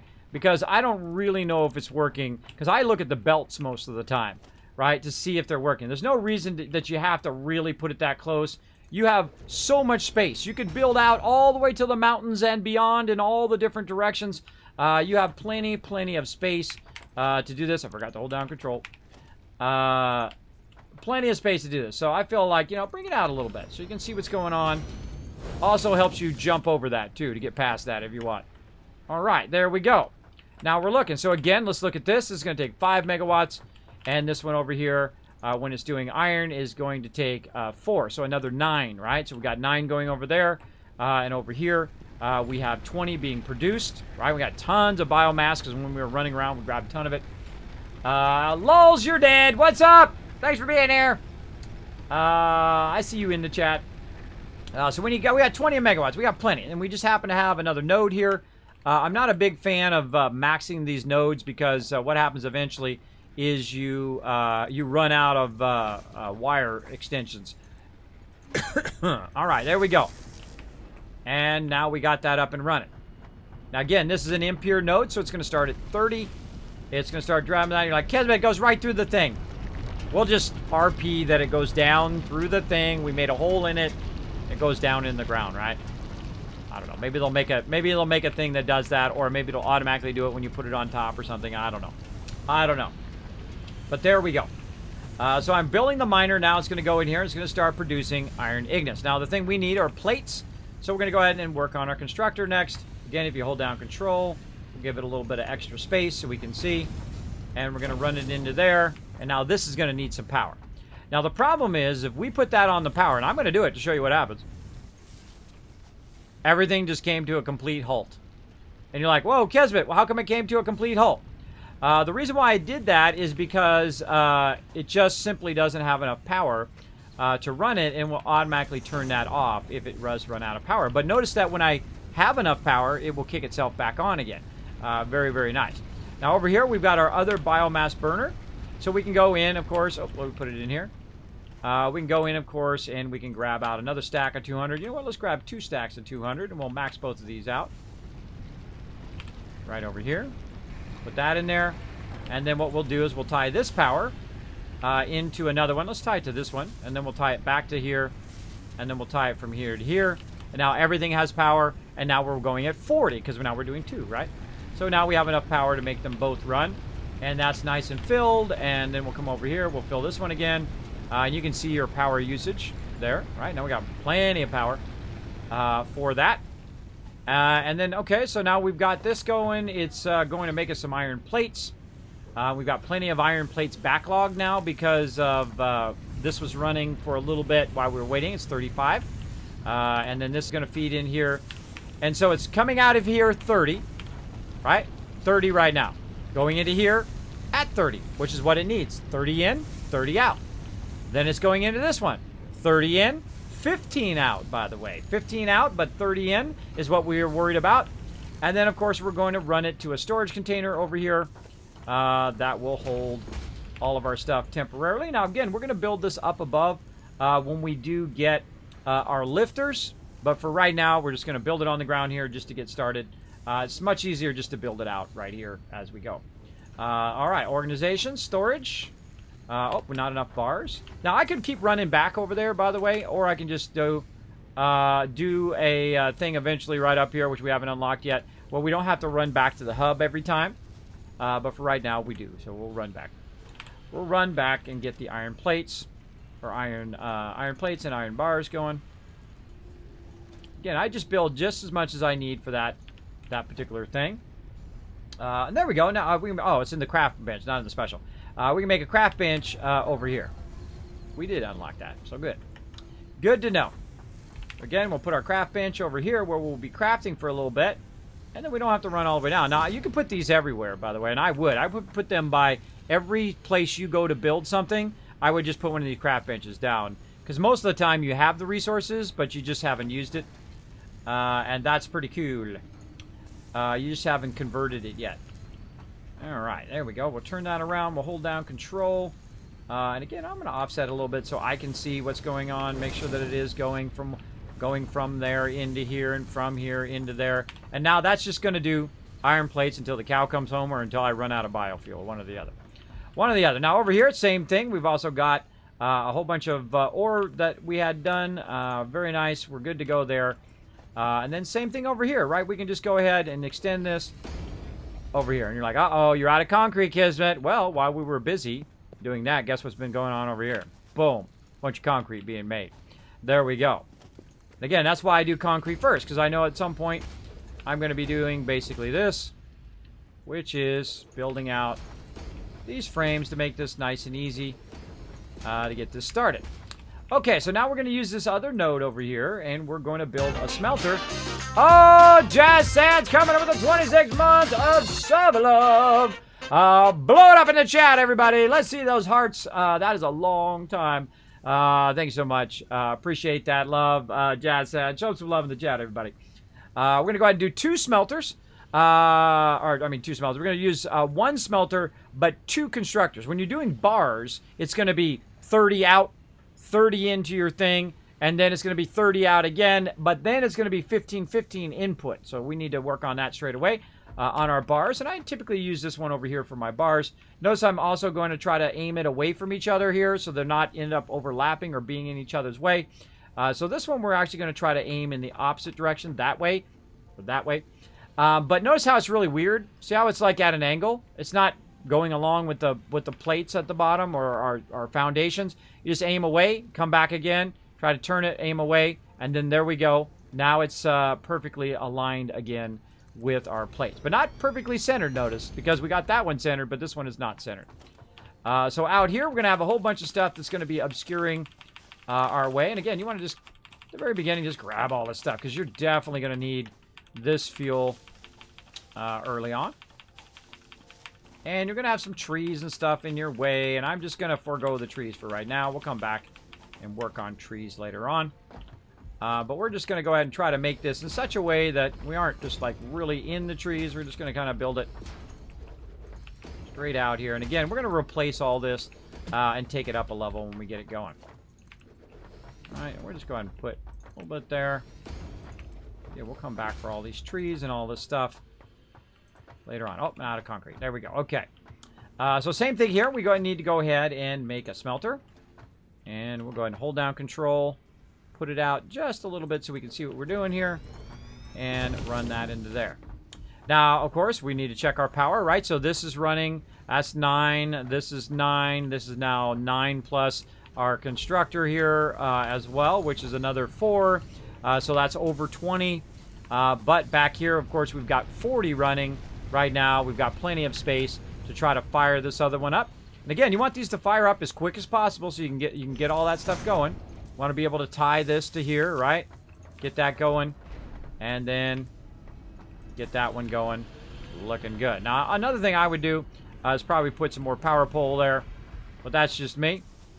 And then back over here, again, just keep grabbing that concrete. See how I barely have enough concrete to make stuff happen. I feel like the concrete has definitely got to be a high priority. All right, there we go. So this is going from here into the smelter here, which we wanted to make iron. We'll go ahead and have it do the iron. And then what I'm going to do is just go ahead and build out a little bit of a space here. And I think we can just kind of curve and do it. I'll curve and do it a little bit. I think that might be wide enough. Let's see. And then now we need 2 constructors, but we need a lot more reinforced iron plate. Again, this is going to be a thing. Now, I could run all the way back over here, but you know what to do better? Is to just keep building those things as you're building, right? So keep building these craft benches as you're going to get going. Of course, if I'm out of bars, I have to go back and do some bars first. But definitely want to keep building those as you're building, because it just sucks to have to run back every time. So I'm trying to get in the habit of doing that each and every spot I start to build. And you can just leave these laying around all over. Let's see. We're building reinforced iron plates. We need more screws. So let's make a bunch of those. Let's make lots of iron rods. We're definitely going to need those later. I also feel like it's a good time to go ahead and start using our just the storage just for us. Now this is just the storage that I'm going to use to put my stuff in.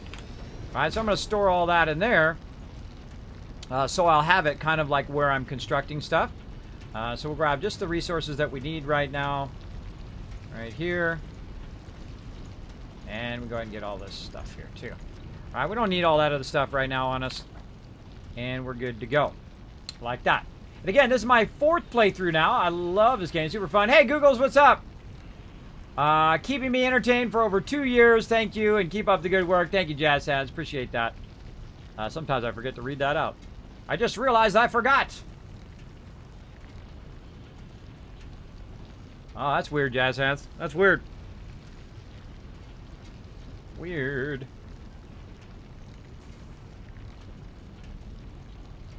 Dee. Alright, let's get this converted. So we can keep this rocking and rolling. Again, if you want to make it go faster, the way to do it is to definitely go in and do it yourself, because it's going to be way faster than doing that. Let's make some iron plates. Again, how many I need? 3.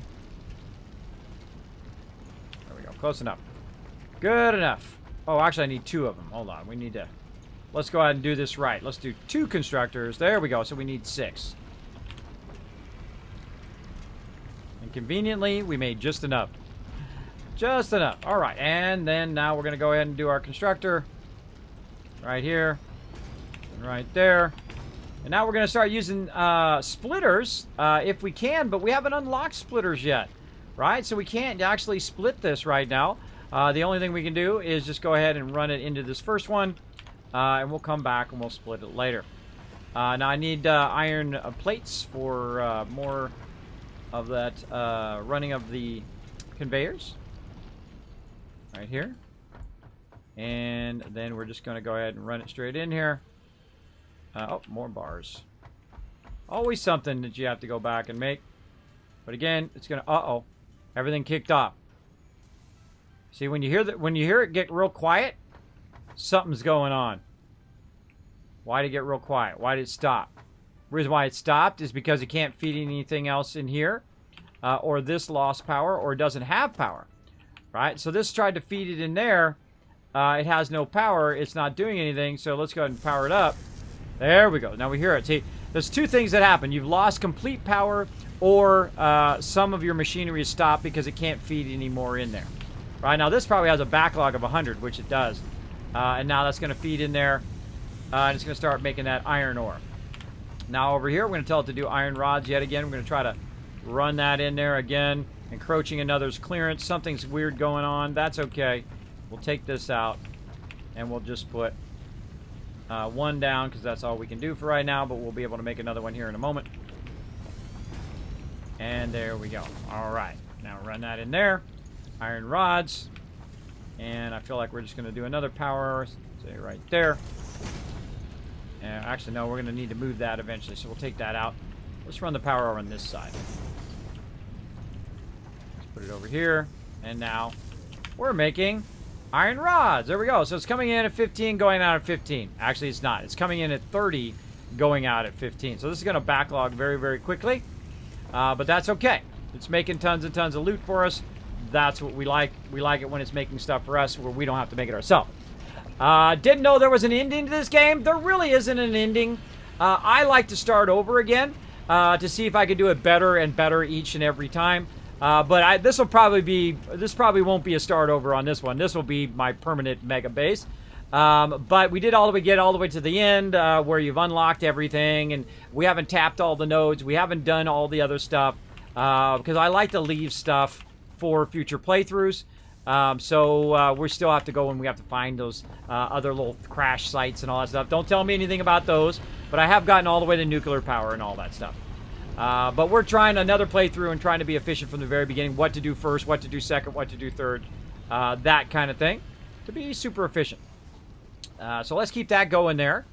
Now, I could, in theory, go in here and do the next upgrade, the next milestone, which currently is our space elevator and biomass and more equipment slots or whatever. I don't really need that right now. I mean, object scanner, maybe if I was looking for objects or if I needed more power, I could use the biomass burner.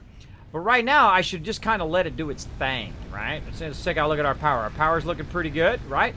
We're using 35 megawatts out of 40. So all we can do on this right now is actually put 5 more megawatts on it. That would be it. And then we'd be in trouble, right? It would kick off the power. So right now we have to just kind of wait a little bit or make our own materials, right? While we're getting more concrete, while we're getting more of these over here, which is our iron rods. And we don't have to have a storage. We can literally just take them out. Right? Take them out of the thing there. And then over here, there's the iron plates are being cranked out of here. Right there. There we go. Now we've got our kind of trifecta of resources running. The kind of 3 first resources that I like to get going. Iron, a double iron in this case. And of course our limestone, and then our coal is going over, or not a coal, our copper is running way over there.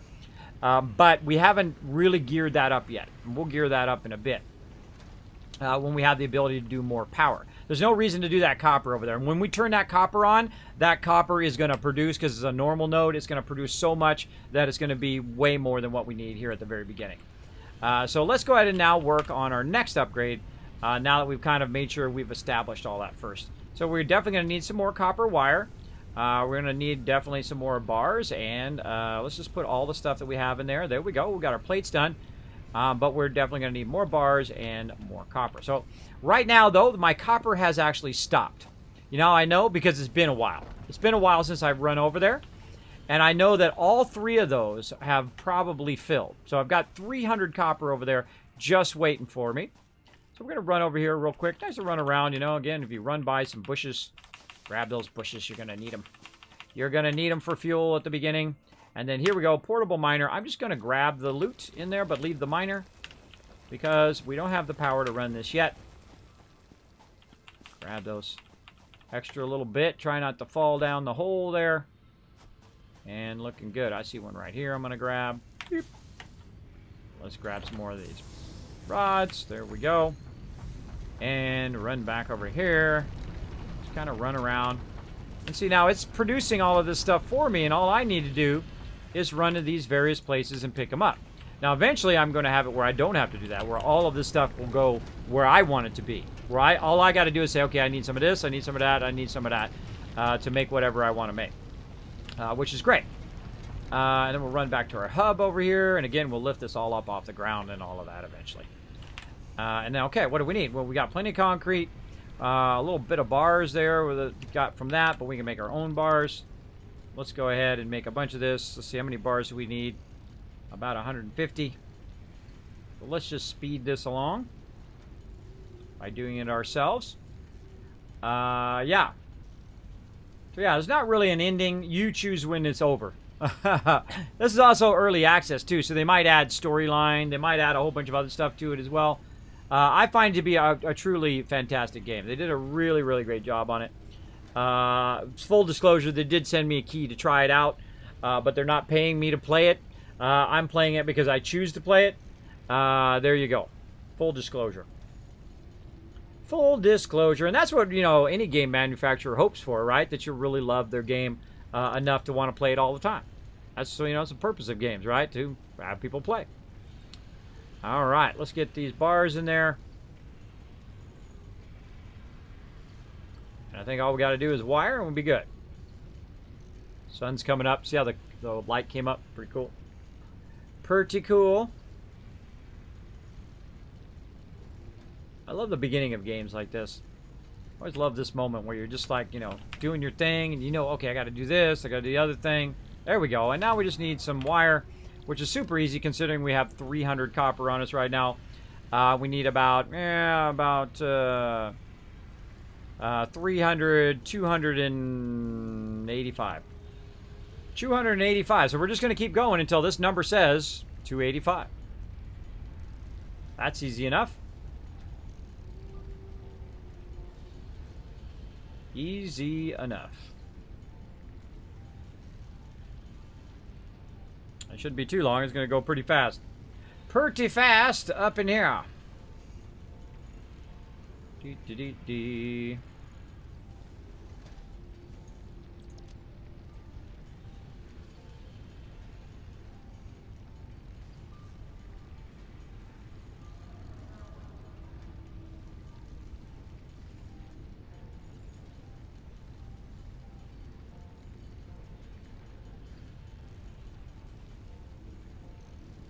Boom.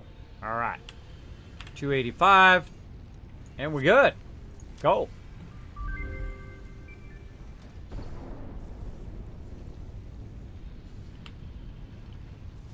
Congratulations. You have unlocked Hub Feature, Molecular Analysis Machine, also known as the MAM. Building, Biomass Burner. Building, Space Elevator. Equipment, Object Scanner. Equipment, Beacon. Additional hand equipment slot. Motivational message. Congratulations, you succeeded in every provided task. On behalf of Fixit Incorporated, I thank you for your current and future service. Additional knowledge. The hub terminal has been converted to give access to milestones there to ensure you progress along Fixit approved protocols. Additionally, the MAM provides the opportunity to send samples of xenobiology and other materials I deem relevant to R&D in exchange for appropriate rewards. Sounds good. Note: future developments should be aimed at constructing the space elevator and thus initiating project assembly. Good luck. I'm on it. All right, now the first thing I feel like I want to do now is the green power slug. So let's get that going. Bam. Gonna take about 5 minutes. Yeah, well, wait a minute, Kismet. Why didn't you do these other ones? Well, I want to be able to boost that concrete, right? We should be doubling up on that concrete as quickly as possible. Because, again, the concrete is the thing that typically slows us down when we're trying to build our big old base and trying to, you know, build and construct materials and machines and stuff. I find that's always the thing that slows me down. All right, we'll go ahead and sort all that. Sort this way. And I feel like, you know what, I'm just going to keep all of these other resources right here. We can leave that stuff in there. Let's go check on our, let's take this biomass here. Check on our power back here. 64. Boop. Boop. All right, that's good. We're going to have to go collect some more biomass here in a little bit. We'll just make a crazy ton of it. I feel like we got a little bit more in there. Yep. Right here. And that's 200 now. And that's all in there. All right. That'll run as long as it can run. And that would be good. All right. What's our next milestone? Again, I feel like the first thing you want to do is just hit that next milestone. Figure out what you want to do. Now, you can do this in any order. Pretty much. There are some things that will bottleneck you along the way that you can't do before you do something else along the way. But I find I just do it in order. Right? Because I need the biofuel. All the rest of the stuff I don't care about. Just the biofuel.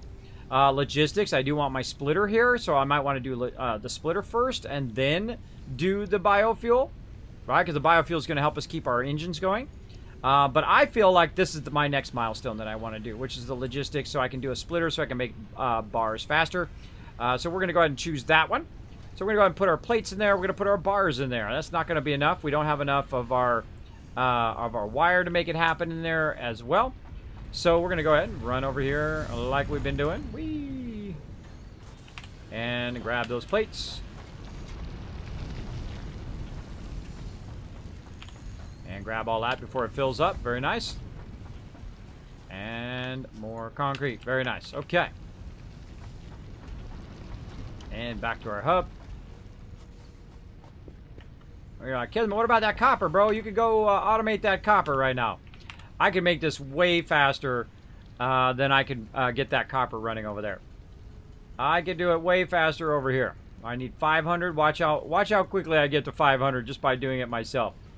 I find a lot of these early milestones, building it over there takes a lot more resources than it does just to make the thing and then upgrade to the tier that you need. Then you can, of course, unlock that next thing, that next thing, next thing. And that's what we're doing right now. We're doing an efficient playthrough to unlock the tiers as quickly as possible, unlock the things that allow us to be as efficient as possible early game, and then go from there. So we're going to get this done, and then we're going to make a bunch of plates, it looks like, and whatnot. Get this really rocking and rolling. Getting there. 350. Oh, are we going to run out of copper in time? Now, of course, we left our copper things over there, so they're still draining that copper out of there. I feel like this is going to be real close. Oh, no, we got that. We got this.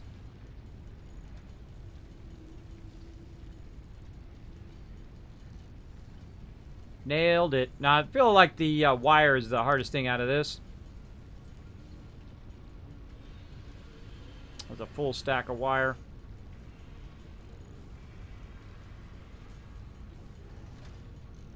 Again, this stuff's way easier to make, especially the copper stuff. When you start the video, 1 hour and 40 minutes ago. 1 hour and 40 minutes. We started all over again. From scratch-a-rooney.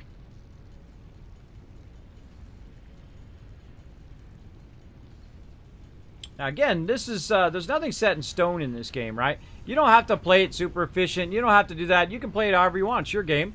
There's no, like, oh my gosh, if you don't do it like this, then everything else is going to fail. I don't think so. I think you could very easily. By the way, if you want to take this back out again, you're screwed. Because once you put it in there, it's in there. So watch out for that. I forgot to mention that when you were doing it. Very, very watch out for that. All right, I mean, we need 60 more iron rods. And you're like, Kismet, why don't you go grab some more over there? Nah, let that run for now. I really just want to do the upgrade. I've got plenty over here to do at least the iron rods here. And then we'll get some plates maybe. That'll help us out. We need about... the MAM has completed its analysis. Cool. Cool. That's going to help us. Let's get these iron rods made. And again, this is the way I feel it starts the most efficiently. I mean, obviously, if you go and you hunt down the pure nodes, that would be very, very efficient, where you could just go in, just do pure nodes, and then, of course, you would start at such a level that would be, you know, that highest level ore extraction. But I feel like my machines can't go that fast, so it's not really doing me any favors if I go and find a pure node right now. But later on, we'll go tap all those nodes. We're going to tap everything. We're going to tap it all. All right, how many plates can we make here? Let's just make as many as we make for what the excess resources that we have. And then we'll go see how many plates are being made right here. 59. Ah, that's pretty close. And then over here. See that this is running into here, but not very efficiently. We got 59 in there. And look at this iron ignet here, right? It's being overloaded. Take it out. Take it out of there. The reason why is because you can use it to build stuff over there. Same thing with the copper ore. If you got a backload, or iron ore in this case, you got a backload, take it out. Because this is running at 100% efficiency. 30 from here, and then it's going in here, right? Now you got 91 in there. Take that out. And then this will run at 100% efficiency. It'll put one in there, it'll build it, it'll go to the next one, and so on, and so forth. Same thing over here. So you got too much iron rods are being produced and putting in there. Make sure to take that out so you're being very, very efficient with that raw loot. Same thing here. I got 41 in there. Let's take that out. Let's go in here, smelter. Take out any excess ore. In here, no excess ore. All right, now we're being super efficient with our loot. Same thing over here, which I seriously doubt has extra. Let's grab that. Anything in here, let's grab that limestone. And then over here, no excess. All right, that's running at 100% efficiency as well. Utilize that excess so you don't have to go and collect more and do all of that. Like that. All right. How many do I need? Around 100 and something. 100 and something. Use up that excess resource. If you guys are enjoying this, put a 1 in the chat so I know you guys are having fun. That's what we try to do up in here. We try to have lots and lots of fun. We play a bunch of different games, probably most known for Fallout or 7 Days to Die. I do play a lot of various games, building games, space games, all of that kind of stuff.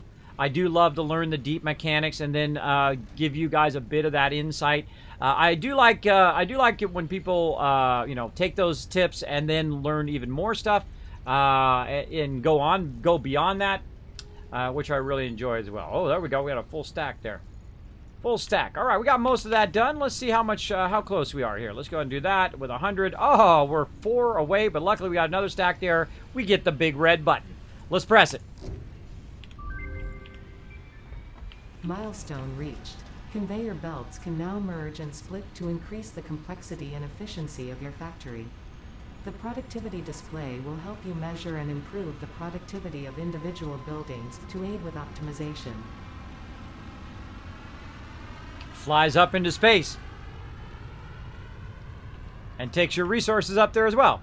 Now we have a cooldown on what we can do, right? We can't just usually do it, right? You can't just say select milestone and do that milestone.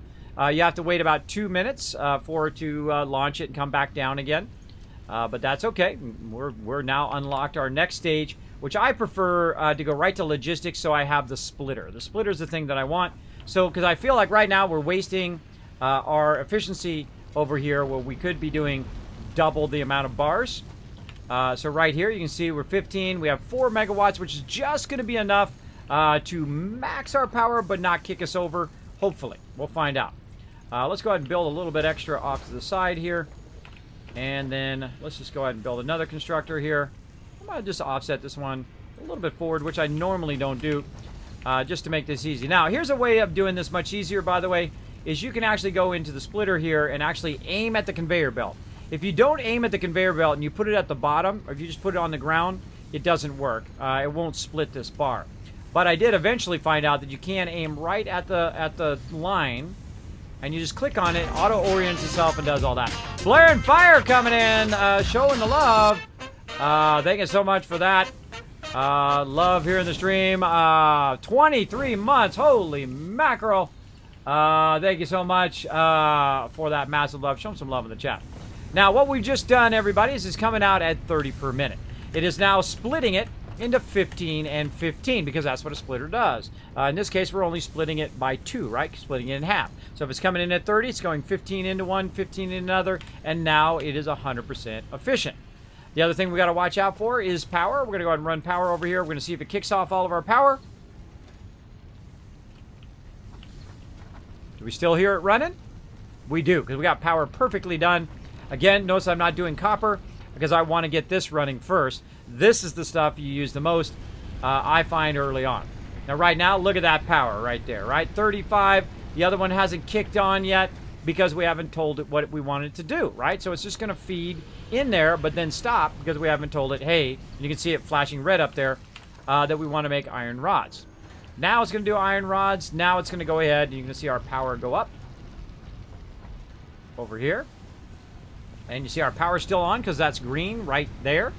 If it's yellow, that means it's not being fed, or it's being fed too quick, or there's a backlog. If it's red, that means it lost power. And here we go. Look at this. Beautiful. Beautifully managed. 39. Exit freighter re-entry complete. Here he comes. Oh, he already came back in. So we're running it perfectly efficiently at 39 of 40 megawatts. That's how you do it right there, everybody. That's how you do it. That's how you get her going. Now we're ready to do this. Now, while we're doing that, let's go over here and let's go ahead and tie into our thing. Let's go ahead and check our analysis. The crystals on this slug can be harvested and converted into a power shard that functions with current fix-it technology. Several buildings would be capable of performing over 100% capacity if infused. The derived blueprint is now accessible in Hub Tier 1. Okay, so now we got a new blueprint based on our research. Now, the first thing I would do, of course, is do some more research while you're waiting around, because it runs for 5 minutes, 10 minutes, however it's going to run. So, Alien Carpas, BAM, which I'm probably saying horribly wrong, as I do. That's part of my stream. Gonna go ahead and put that in there. And then what I want to do is go ahead and unlock that power thing. So I'm going to go ahead and actually not do this one. And I'm going to do the overclock production one. That's the one I want. And what I need is I need 100 wire, which we could probably do if we have enough copper. Oh, yeah, we look like we got enough. Maybe. But, of course, over there is probably full of copper. We can go grab some more. We'll see. I'm going to be pretty close. Pretty close. And I could figure out the math, but it's more fun to see if you're going to make it. Anyway. There we go. And let's go ahead and put the wire in. Oops. Oops, I just screwed that up. Did I not tell it to be the other one? There we go. All right, there we go. So I just lost that wire, by the way. I just lost that wire. I thought I made wire. Did I not make wire? Oh, I didn't make it. I just converted it. I'm glad I didn't put it in there, because if I put it in there and then I had done that, I had lost that wire, which is a bummer. Sometimes, because it is pre-release, you will lose some of your resources. Just be aware of that. Big red button. There we go.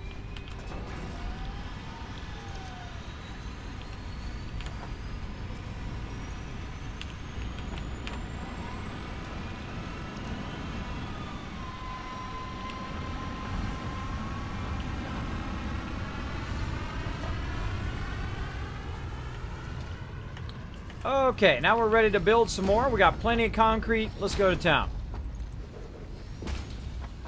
Encroaching. Oh, the thing's in the way.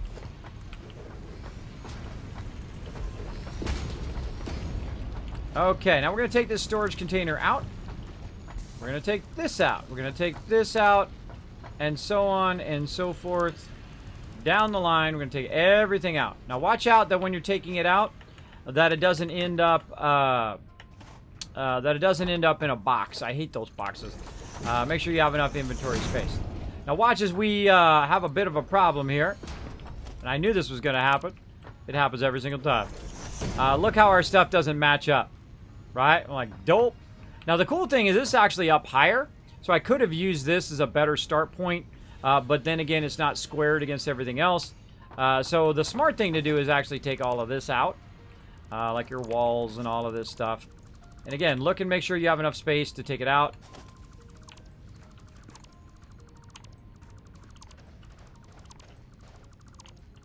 If you want it to be all perfect. Now, you could just build it just the same. It would be fine. But me, I'm going to go ahead and just build it out nicely. Somehow that bump forward. There we go.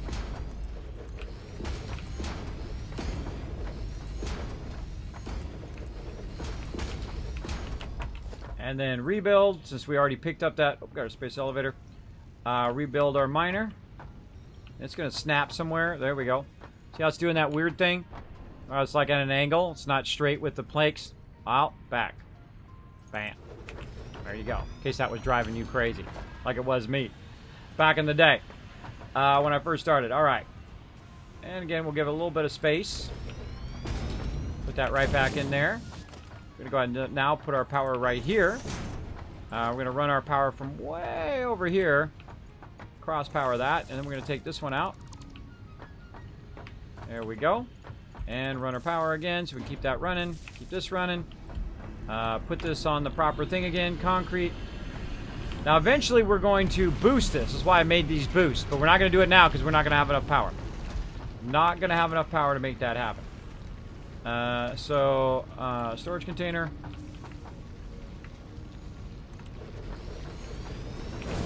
Alright, we're building lots of fun stuff today. There it goes. Back to doing concrete again. I just lifted it up off the ground to make it better aligned with all of my stuff. We'll take this out. These are now producing tons and tons of iron bars. Let's get out of there because I feel like it's full. Yep. Take iron ignet out of there. Take this iron ignet out. Backlog again. Iron. This right here is going to 30. Those are all looking good. Take all of that out. That's perfect. That's 100%. That's 100%. And that is going at 30%, but it says 1%, but it's 100% efficiency.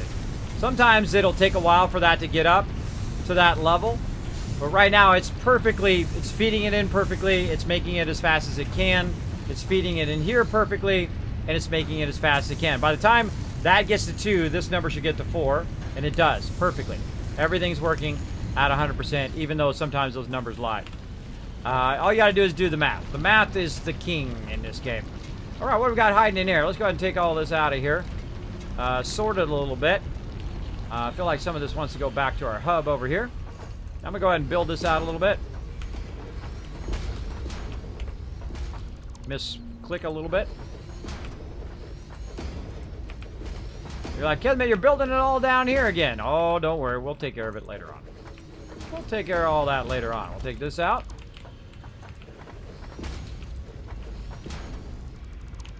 Misclicking a lot today. Alright, now the fun part. Right, so we're going to go ahead. Actually, we'll put all this stuff back in here. What was I doing? Store. We're going to go ahead and build a second one of these.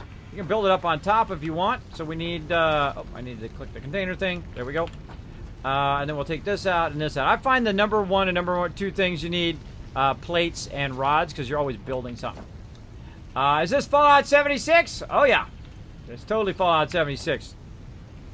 It's the new expansion. Fallout 76. Because that's the way we roll up in here. We got the expansion going on. No, this is Satisfactory.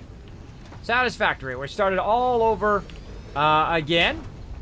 And again, these are just for me, right? Those don't tie to anything else. This is just for me to drop all my loot in there while I'm deconstructing stuff and doing that. You should always have a couple of those for you. You can also use the smaller ones here, which are these. But they're really the same size. But I prefer these because they allow me to stack stuff in there. And notice I took all that out of there. And now I'm going to turn off my entire power plant. My whole entire factory just went off. Why did I do that? Well, because I wanted to take that thing and move it up here where it's a lot easier for me to do my thing. Oh, we got a conveyor now. Oh, we're ready to go up to the higher level. But we're just going to keep our conveyor going over here. Like this. And we should have gotten our fuel back. Oh, we're almost out of fuel. Let's cut that in half. This in half. We'll go ahead and run our power. Back to our power pole. Where's our other power pole? Over here. Right there. And right there. Oh, not enough. Not enough to make that cable. Take all. Make our second cable here if it wants to get out of my face with all this stuff. What? Come on. What am I missing? You need to hook up a connection. I'm trying to. I'm missing something.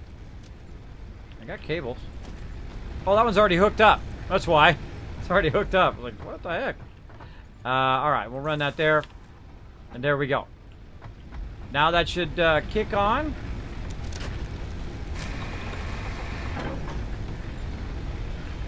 There we go. Look at that. Look at that efficiency. 39 out of 40. And that's how you get it to be super efficient right at the very beginning. Adding power line actually works in this game. Yeah, it does. It does work great. In Fallout 76, not so much. It is very, very awkward. I don't know why it's so awkward, because it worked just absolutely perfectly in Fallout 4.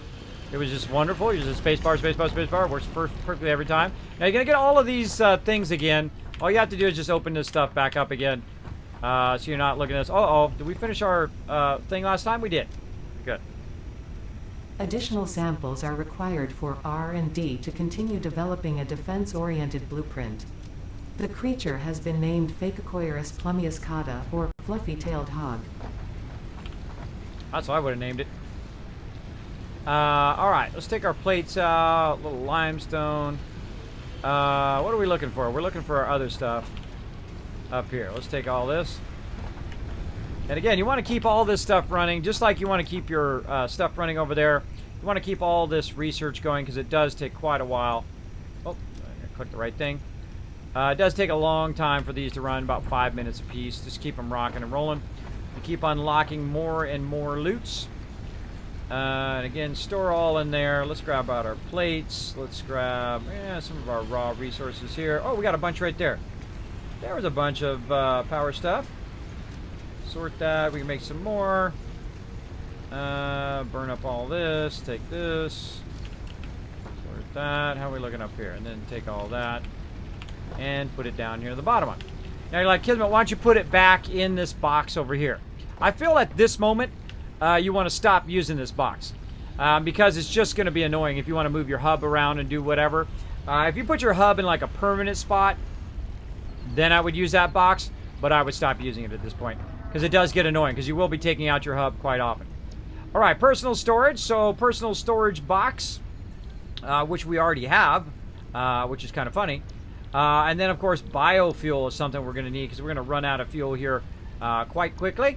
Then we got a bunch of stuff here now in Tier 2, of course. We've got assemblers, obstacles, which is the chainsaw, which is the first thing I'm going to do. Jump pads, which I have actually never built and never used. And, of course, walkways, which... Did I build any of those? I might have built some of those. I don't think so. Which we'll build, of course, in this playthrough. We'll play around with all of that stuff in this playthrough, as well as we'll run around and do all this stuff. But the next thing I want to do here is this one. So let's go ahead and get this going. Let's go ahead and fill those bars up. Look how many plates we have now. Plenty of plates, plenty of bars. But right now, our bottleneck is going to be the wire. But I seriously doubt that's going to be that much of a bottleneck. So let's go ahead again, go over here, check for our plates. Looking good. Make sure that we take this out of here before it fills up. You're like, Kismet, why don't you just put it into a box? That's a great idea. Let's do that right now. Then we don't have to worry about it as much. Once you have it into a box, it won't stop your production. Your production will continue to run until this gets completely full. Now we get to have a little bit of fun. We get to do something called a merger. So we've split it back there, but we want to merge it back together again so it can run right in here. And if we did this correctly, it should line up and we should be able to get the one. We did not do it correctly. I can see just by the white lines here that it's too far in front of the thing, right? So it needs to be out further like this, and then we can merge it from both sides and then into here. So let's take this out first. Then we'll put our merger in. Now it sounds like our power kicked off, because when it gets real quiet, you don't want to hear that. You don't want to hear that quiet. Sounds like we ran out of fuel, which we did. Over here. No problem. I happen to have some more. I split this fuel in half. Restart that up. And it's back and running. And anytime it gets quiet, you want to watch out for that. Okay, so let's do the merger first before we put it down. So let's put it right here. We want to make sure the green arrow is pointing this way. And then we just run these into here. No problemo. And then a storage container. And hold down control. Boom. And no more worries, right? No more worries. That's just going to run until the cows come home or until we run out of fuel. One or the other. One or the other. All right, so now we got everything up on the same level here, making it a lot easier to get around and do stuff. Let's go ahead and go back again, check that milestone. What do we need? Tons and tons of this. So we're going to go ahead and look and say, okay, now our stuff over here, did we have anything in here we can use for copper? Let's see. Nope, nothing up there. So we're going to run over here while this is continuing to work. Let's grab some more concrete. While that's continuing to work, we're going to run over here to the copper. And you're like, Kismet, are you going to make a miner and stuff over here? Not right now. But in the future, I will. Grab all. Let that continue to run. Grab all. And grab all. This is why you want 3 of these running over here. So you can just grab 300 of it, and it will just keep you going to the next level, the next level, next level. And now running back over here. Now I could run a conveyor belt to bring that over here. I could do a whole bunch of stuff and run the conveyor belts all over. But at this point, you just want to, work on your upgrades. Upgrades. So we're going to work on this. And we know we made 500 before, so we know that 300 copper ore would be easily, eventually do 500. There we go. Yeah, it's very, very fun. Very, very fun. Yeah, this is Satisfactory. A very fun game. I'm absolutely in love with this game. This is my type of game. When I first got it, I got the code for it. A company's nice enough to send it to me. I then said, well, I'll get around to it. And then I started playing it, and then I was absolutely addicted. And I said, it's about a 9 out of 10, 8 or 9 out of 10. Pretty great game until I did the trains.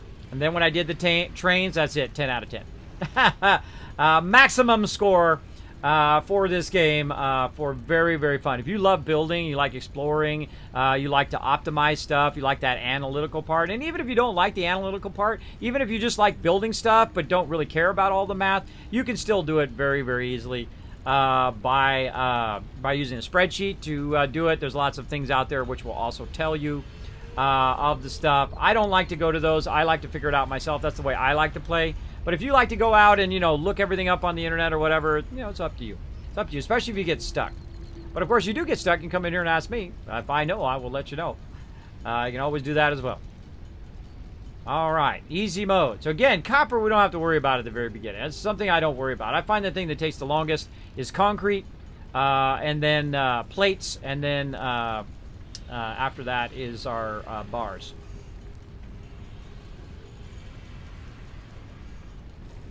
Again, we're just trying to upgrade as quickly as possible on the stuff we want to upgrade. Boom. Red button. All right, now we're ready to go. Milestone reached. You have unlocked several structures aimed to provide the first needed to build basic factory infrastructure. Additionally, the biofuel blueprint will ensure improved fuel consumption of biomass burners. Okay, now... Additionally, you can now build the space elevator, which is integral to your contribution to project assembly. Well, I could do that, but I'm not going to. So screw you, lady! Not enough space for pale berries. That's telling me, Kismet, you don't have enough space.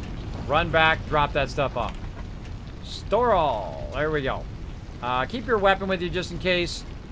Sort that. Again, I do a lot of this where I just literally just store everything because you don't have enough inventory space early on. And now we're really going to go to town on this. We're really going to grab a lot of this because we're going to need a lot of fuel.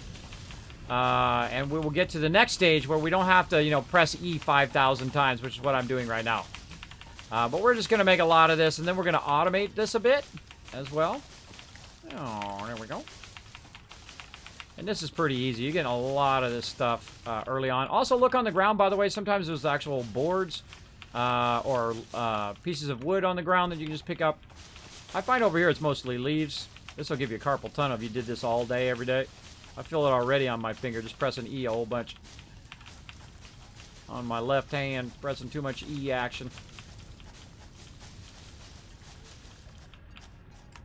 Ooh, looky, looky. Thank you very much. Thank you very much. All right, we're just going to clear the area around our base here. We don't need to go too crazy and do it. It'd be nice if you had a lawnmower. Go around, just cut it down with a lawnmower. But there is something we can get here in just a little bit. That's going to help us big time. All right, again, remember, this is my 4th playthrough here. I do know a lot of the stuff. If you are coming in, remember, no backseat gaming in my channel, but I appreciate the sentiment, though.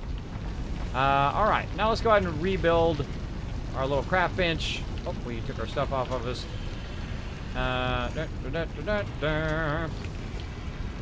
Rebuild our craft bench right there. That's a nice spot. All right, so we got tons of stuff, and we want to make biofuel right here. So what do we need for biofuel? We need lots of biomass. So we collected a lot of loot. Turn that down a little bit. We collected a lot of stuff, as well as we have some more in here we want to grab out, because there's no reason to save it in there. You want to just keep bringing it out of there, getting it out of there as much as you can. And we're going to convert it into biomass. Now, again, right now, we don't want to make any more machinery. And the reason why is we don't have enough power to run that machinery. So this machinery is just going to keep running and running until I am ready to gear it up. Because if I do make more machinery, guess what I'm going to need? More fuel, right? So I just want to make as much fuel as I need for now. And then it's going to run more efficiently, and this is going to run for a while we're working on other stuff. Working on the infrastructure of all of this.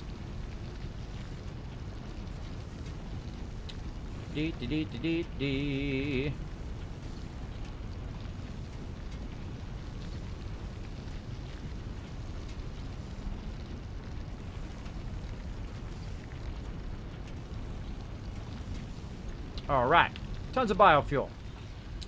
Now we're going to go over here, and we're going to try to grab this while it's in the middle, right? So you want to wait for it to go down, grab it out right there, and then put this in. Boom. Cut this in half, 100%, right? Or 194 in that one, right? Maybe grab it out again, cut it in half. Okay, we got 100 in there, and then we cut this one in half. Now we got 146, so it's balanced. Gord McLeod coming in with the raid love. Getting raided, everybody. Look out. Raid alert. Where'd my raid go? There it is. Getting raided, everybody. Show the love in the chat. Here, we're going to grab this out. This is almost out anyway. Let's get that in there. And now we have a ton of biofuel. Thank you so much for that raid love. Here we go. Library raid. You've been bookmarked. Well, thank you for bookmarking my stream. What was Gord playing? Let's give him a shout out, mods. Where is it at? Where is my shout out for Gord? Where is it? Where's my shout out? I'll see what he was playing. Thanks, Gord, for coming in. If you're new to my stream, my name is Kismet. I play a lot of various games up in here. Probably most known for Fallout. They call me the Wasteland Tycoon because I make millions, billions, even trillions. I love to learn the deep mechanics of games. Pass that Kismet tips on to you guys. Like right now, we've started over for the 4th time in Satisfactory. We're trying to build very efficiently from the very beginning. We're using all those game tactics and game lore and numbers that we've learned along the way to start as efficiently as possible. And start completely from scratch and make our base better and better as we go along. We're going to build it in an incredibly humongous way, at a mega build here. So we're getting into it. So I have played the game all the way through up to the highest tier. I have gotten to nuclear and all of that other stuff. There is some things that we haven't done yet, so no spoilers in the chat. But we do love to play some games. If you like space games, if you like Fallout, if you like MMOs, if you like RPGs, occasionally some sports games, or really any type of game, feel free to hit that follow button right up there, just like Tap Girl did. And Sarah Money coming in, dropping the Dragon Hammer, crushing that follow button, becoming part of the Wasteland Tycoons up in here. Thanks for being here. I greatly appreciate people coming in, bringing their community into mine. I'm a very positive streamer. A little background on me. 5 years ago, I got disabled. I was a graphic designer for 25 years. Worked for some of the top companies in the world. That's right, I got to work with some of the top brands, Capitol Records, Motown, all that kind of fun stuff, as well as Disney and yada, yada, yada. I can name drop all day long. I've literally done hundreds of thousands of projects across every single type of design, from cereal boxes to posters to CD labels to records. Remember those back in the day as well. And I've done pretty much all the kind of design that you can do. And I did have an amazing career. I made a fortune and I spend a fortune. As you do in life, right? I've been with my wife for 26 years. She is getting ever more beautiful every day, and I am getting older. That's how it should be, I guess. I have 3 beautiful daughters. My oldest daughter, who is 14, and I have twins, also girls, both of them, who are 11. And they are quite a handful. I was just fixing some stuff that they broke earlier. Fixing the sink downstairs. I don't know. Whenever something breaks, you always think of your kids. What are your kids putting down that sink, right? It works fine before they were born, never had any problems with it. You got kids, all of a sudden everything starts getting broken, right? I'm like the Mr. Fix-It man. You call me in, the plumber wanted to charge me $400 to fix it. You know what I did? I went and bought a snake for $30 from Lowe's and put it down in there, fixed it. I'm good. I'm good. $30 is way better than $400. There we go. So that's what my stream's all about here. Now, I did get disabled, and I was working for Apple at the time. Yeah, Apple Computer, that one, right? The one who makes the iPhone and all of that stuff. And I got to work for some of the top people in the world. It was pretty amazing. I did a lot of Black Ops projects, which I can never tell you about, because otherwise, all of a sudden, Apple NDA assassins will appear out of nowhere and gank me right here on the stream. You sign that NDA, if you worked them or not, you got to never say anything about anything that you ever worked on. But they did say that I could tell you that I did something. I just can't tell you that what I did. So there you go. Even my wife doesn't know, because when I take a promise, when I say that I am going to keep my word, I will keep it forever until my very last day. That's how I am, or even better, because I have sleep apnea and vertigo, if you tell me a secret, I will probably forget it. that could happen as well, because I do have issues sleeping, and I do have a problem with the room spinning all the time. So what I did is I had to decide what I had to do. So I had to step down from my epic job at Apple, where I worked from home, where I didn't have to go anywhere or do anything. I could just work from home with a whole bunch of awesome people all around the world. And I had to decide what I wanted to do about my medical condition. So I went and spent about a year and a half with 11 different doctors, at CT scans, trying the CPAP machine and all of that stuff. And it came down to the point where there's like, Kismet, there's nothing we can do. Right? And I was in the bed. You ever been sick where you've been sick for like a couple weeks, right? And you're like bedridden for a couple weeks? Try that for a year and a half. That was me. Couldn't go anywhere. Couldn't sit at the computer for more than 30 minutes, even though I've sat at the computer since the 70s. I pioneered computers. I pioneered Photoshop, Illustrator, all of those, version 1.0. Back in the 70s with the early computers, back in the 80s with earlier graphic programs. I've had an incredibly great career. And you're like, Kismet, you're bragging. I don't care. I don't have an ego. I don't care if you think I'm the greatest thing ever. I'm just trying to inspire you to go do what you love. Because now, 5 years later, I am here on Twitch and I'm a partner streamer. Now, how did I get there? Well, I'm resilient. I am ruthless. I will never give up, right? That's the way I am. So I told my doctors, I don't think so. So I got up out of bed, even though I was incredibly dizzy. I could barely walk down the hallway. And you know what I did? I stopped drinking soda, number one. Lost 10 pounds. Then I started substituting bad food, because I'm a huge candyaholic, right? M&Ms and all of that, super good. But I got rid of those, and I started going to strawberries and grapes. Lost another 10 pounds just from that. Then starting eating better. Back in the gym. I was just in the gym today, crushing it, destroying it. Lost 10 pounds again, and again, and again. 50 pounds. Now down 8 more pounds, by the way. Crushing it. Destroying it. Know how long that took me? Over 3 years. Over 3 years to get to where I am now, where I can sit at the computer for a reasonable amount of time, 4 6 hours or so. Sometimes I go longer.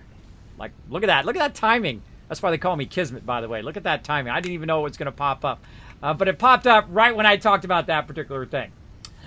So my job here on the stream, I think, is to bring you a little positivity, to bring you a little joy in your life, little moments of joy, of laughter, of silly stuff that I do, or little moments of, whoa, that's cool, Kismet, that kind of stuff, right? I try to bring what I call the Kismet love train here to Twitch, which is to make everybody's day, is to go and take that love you guys give here in the stream, amplify it, and send it back out there again. I am living proof that you can come back from that.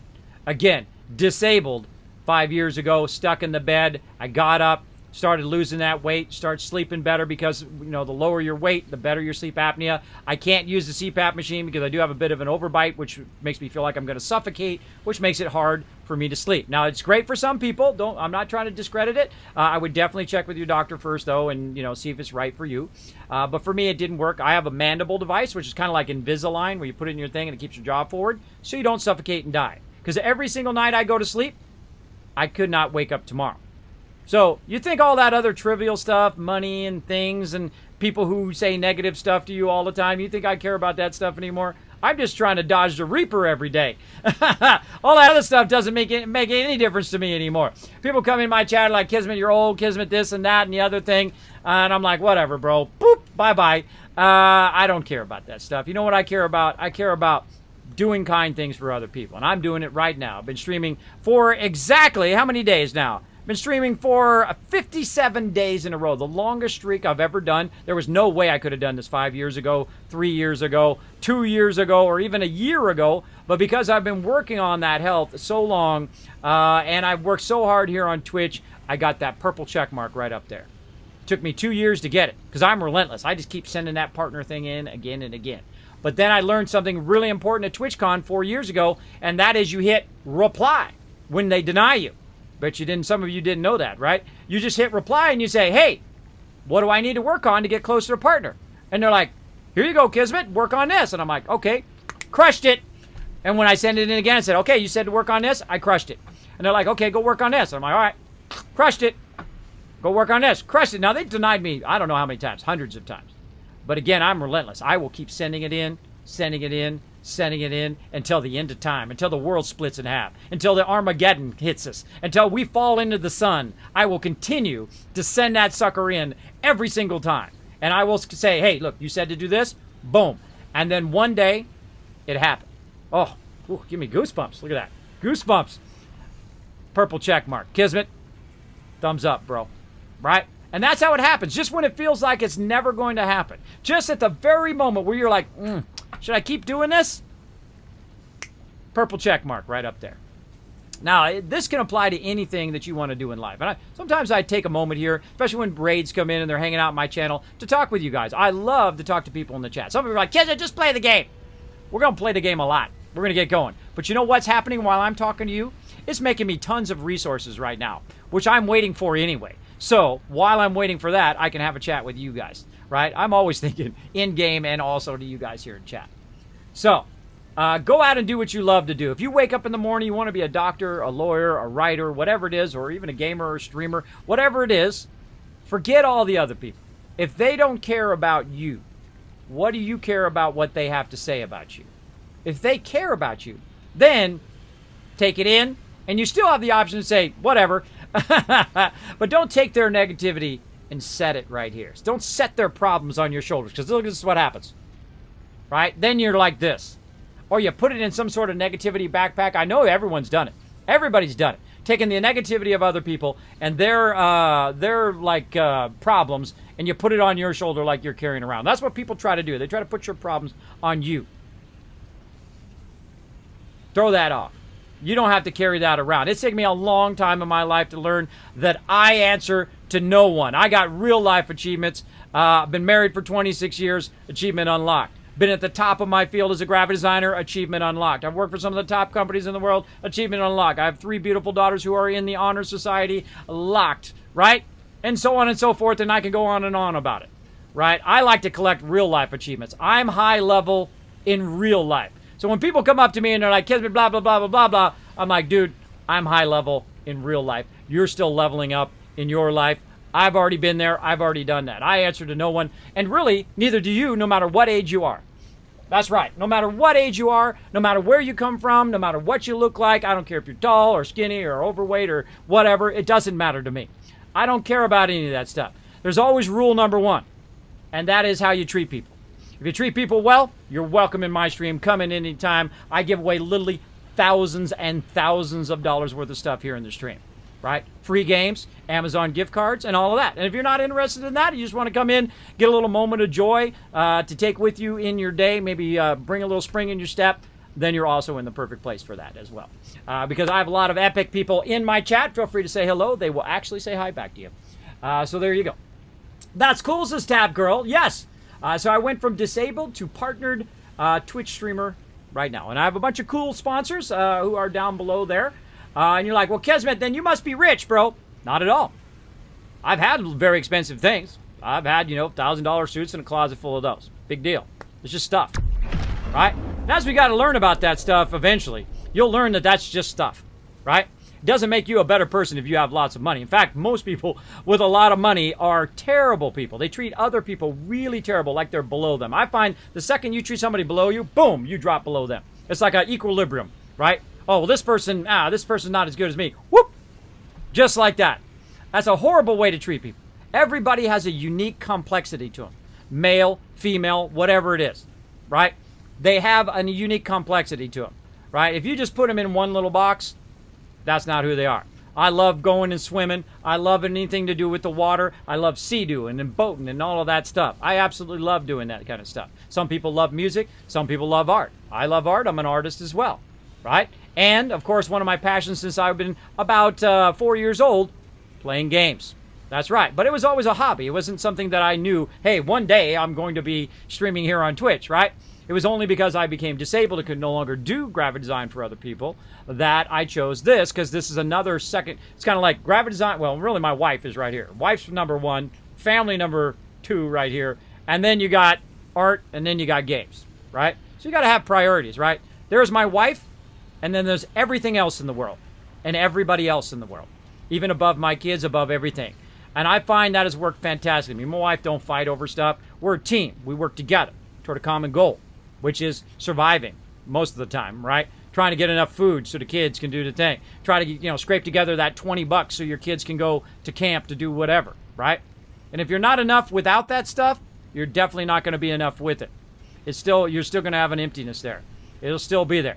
Because I've had very expensive stuff, and I've had all that stuff, and I rented 30 Sea-Doos, and I did all that fun stuff when you're young, and you party at the river and all of that. If you're still doing that at my age, it's a little creepy. I'm just throwing it out there. It's a bit creepy if you're out there with the 18-year-olds and you're a 50-year-old man. That is a pretty creepy thing, I find, for me. But hey, maybe it's not creepy for you. I don't know. It's your thing. You do whatever you want. It's your life. They're all your life choices in the end anyway. I just talk about my background, where I came from, what I suggest, but know that it's always up to you. It's always your choice in life, no matter who tries to tell you something, right? It's always your choice. You can choose and say, you know what, I answer to nobody. This is what I want to do, and nothing's going to stop me from doing it, right? And that's what I'm doing right now, playing some games, and nothing's going to stop me from doing it, right? And some people will come in and say, Kismet, do you answer to your wife? Absolutely not. I answer to no one. I've been dodging the Reaper here. I've been trying to stay alive for the last 5 years. I answer to no one. So if I say, hey, I'm too tired to go and do this, or I'm too tired to do that, but really it's never an issue with my wife. My wife's like, all right, no problem, I'll do it. I know you feel tired, or you feel ill, or you feel sick, whatever it is. But, I can do whatever I want. And it's taken a long time to realize that I could have done that all the time. And I usually kind of did anyway, before I met my wife, before all of that. I would do whatever I want. I had the resources and the money to go anywhere and do anything, really. I could fly anywhere in the world. I could go anywhere. I could do all of that because I did what I love to do every day, and the money didn't matter. That stuff doesn't matter. Like right now, scraping the pennies together to survive. And then, of course, also on top of that, all donations are going to my mods to go to TwitchCon. And you're like, well, Kismet, How are you going to pay for TwitchCon? I'll put in a credit card and pray that I can pay it off next year. Because I'm at my age, that's what you got to do. You can't say, oh, well, in 5 years from now, I'm going to go to TwitchCon.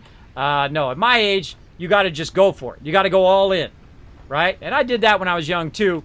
But I wouldn't suggest it. Always be smart about your finances when you're young. Because this way, it'll compound and compound later on. You know how I love compound interest. All right, so while we were talking there, I was waiting for the game to make me a bunch of resources so I can now go to the next level of what we want to do, which is, of course, build a lot of power and all of that. So I give it a little bit of time to just run. Just run and do its stuff. All right, so there we go. We got plenty of concrete now. Hold down control. That'll pull that out of there. Let's get all this other stuff out of here. And let's get to the next stage of our factory, which we want to do. Let's see if we're researching in here. Do we got anything researching? We do not. Oh, why is that blurry? Oh, this is because it's done. There we go. Let's get this going. Paleodictyopora berries, or pale berries, can be added to the Object Scanner catalog after unlocking the new blueprint in Hub Tier 1. All right, so we got a new blueprint we unlocked. And again, you want to keep this going. Now, we're trying to run as efficiently as possible. We're trying to keep this going, right? Okay, try to keep this research going, upgrading our hub, keeping this always running, because you're going to need those three things. You're going to need bars, you're going to need plates, and you're going to need concrete. Concrete, of course, the thing that we really want to get going to a whole nother level here in a bit. But let's pick out our next milestone. Now, one of the problems we're going to have is we're going to run out of power. We're going to run out of power for sure. So I could go into personal storybox and get more inventory slots, which is a pretty decent one, but nah. Over here, nah. We unlocked the scanner now. We could get that going because we used the pale berries to do that, but nah. Right here, we could go ahead and start working on our modular frames, which is a huge pain in the butt to make those. That's a huge point which slows us down. Nah. Obstacle clearing. Now we're talking. Jump pads. Nah. Walkways. Nah. All right, right here. Boom. Chainsaw. Let's go. Do we have enough? Let's put in what we got so far. We've got to work on a lot of stuff there. Not much in there. And again, I'll just go over here. I'll go ahead and take all of this stuff and just store all in here. Because right now I don't need any of this other than these plates. Maybe a little bit of this. Concrete. Grab that. But there's no reason to keep all that stuff on me because I'm not really using it right now. Maybe I could convert a little bit of this ore here. It's not laying around. But this is what I need up here. So I'm going to grab a bunch of that from up there. We've got some extra plates and bars up there we can use later. And let's go ahead and head back over here.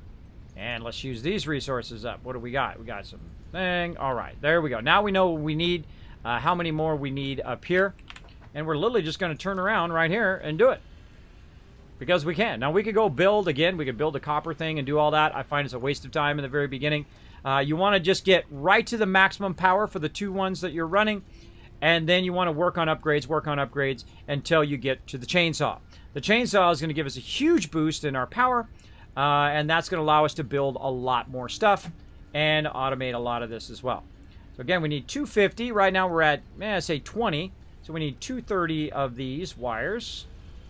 And again, I will just build it to a point where I get to there. And then I'll build 230 of those.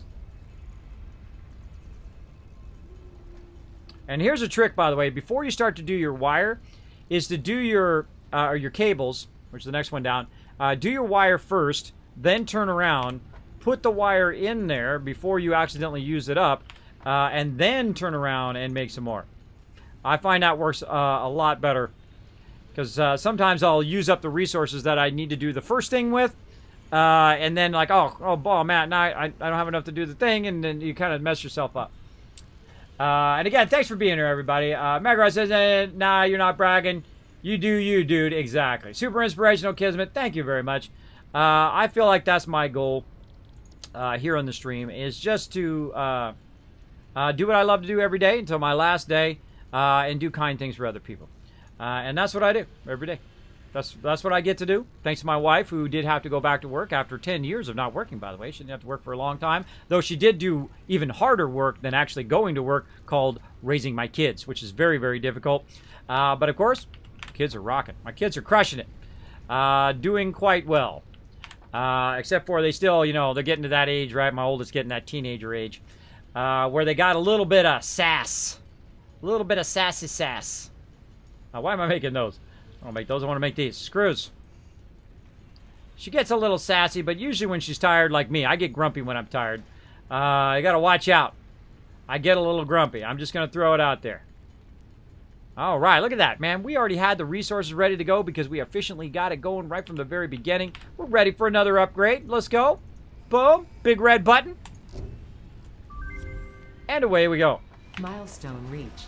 Additional to an inventory expansion, you are now capable of removing foliage that consists primarily of wood. Permits completely of wood. All right, cool. So what we did was we unlocked the tier 2 here. We unlocked the chainsaw, and we got 5 inventory slots. So awesome. That you want to unlock as quick as possible so you have more room. Now we can make a chainsaw, so I had to put this thing back down here, which is called the equipment workshop. And we're going to go ahead over here. We're going to right click. We're going to say add to-do list. It's going to tell us what we need over here on the right. And we're just literally going to walk right back over here. We'll make some more wire. We'll make another cable. Reinforced iron plate. We're going to need 10 of those. So we're going to definitely need a lot of screws. But we have so many. Really the bars is what really starts to kick in first. It's like the thing you're going to be producing the most at the very beginning, which is great because you're going to need to make a lot of screws. You're going to use a lot of bars building stuff.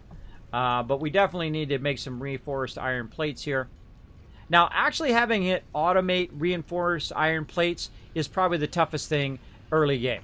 It's going to be fairly difficult to get that going. There's our chainsaw. Boop. There we go. Now, one of the things we can do with our chainsaw, of course, is put it on. There we go. Let's put it on our character. And we also got 2 hand slots now. We can put our little shocker back on there. Our little handheld thingy go. Right here, our little zapper. And there we go. Now we got 2 things. We got our zapper and we got our chainsaw. Now's the fun part. You can clear all this junk out of your base. Oh, wait. It's not working. Why is it not working? It's not working because it doesn't have any fuel. So we got to make some fuel for it, which is why we unlocked the fuel first. Then we unlocked the chainsaw. Because I have done it the other way before. And that didn't really work out, as you can see. So we make a little bit of biofuel here. And the funny irony is that we make a little biofuel, and that's going to make us let us make a lot of biofuel. Now, the cool thing is when we cut this down, it's going to take the whole AoE, the entire area of stuff that we're cutting, including rocks, by the way. We'll cut down this big old tree sticking out of our base, and I love this part of the game.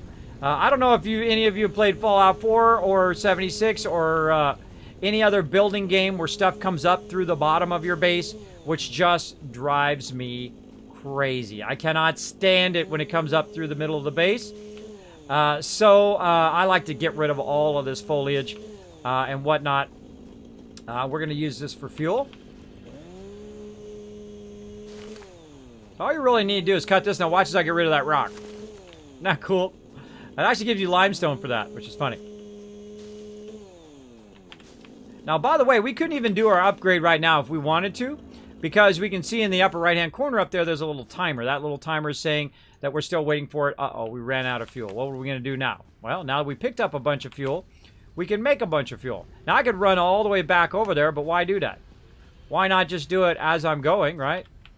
As I'm running over here, and you're like, oh, I want to make some more fuel? No problem. Just put the workbench down. Wherever you go. And you always come back, pick them up later. But there's no reason to run all the way back over there. Now look at this. This is some serious fuel here. Now we're getting crazy. Crazy on the fuel. And when you start to get to a point where you can fill up all of your stuff, like right now we can double fill our stuff. Oh, we're out of space. Out of space.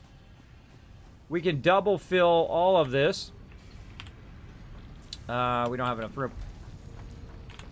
Let's find our place. We're going to just drop some of this off. There we go.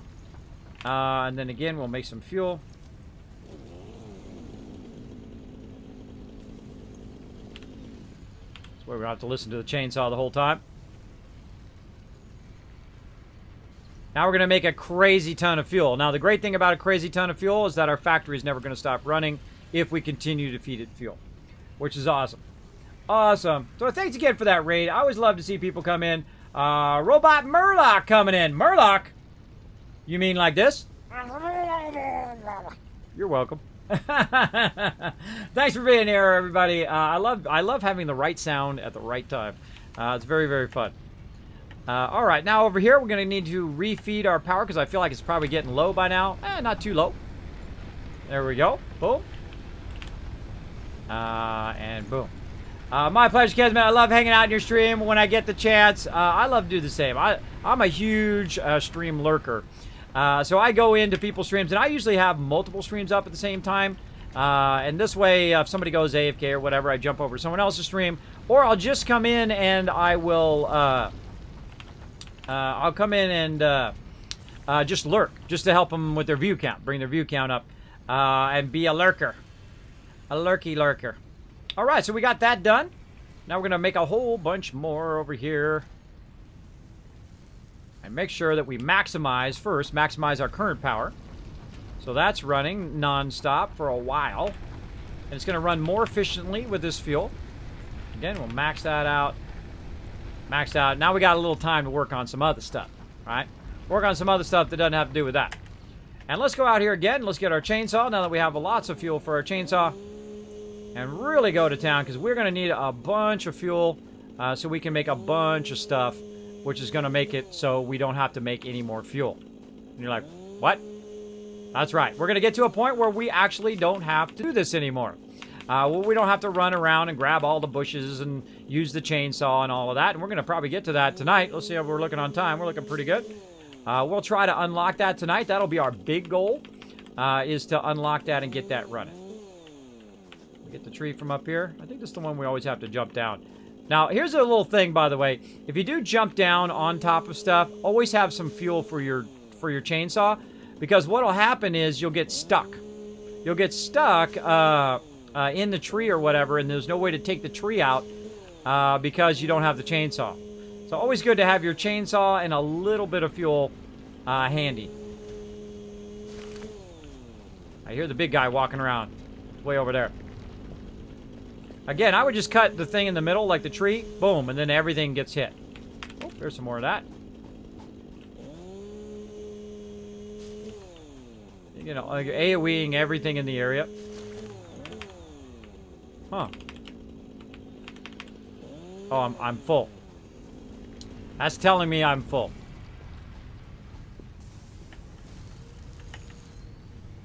I feel like using this one. Alright, and then we'll just make more this. And we'll make more of this to empty some slots out. There we go. And this is the point in which you want to make a lot of biofuel. Now, I can automate this biofuel as well. I can put it in and have it create it for me, which I might do eventually. I probably won't. I think of this particular playthrough, we might just altogether skip it, but we'll see.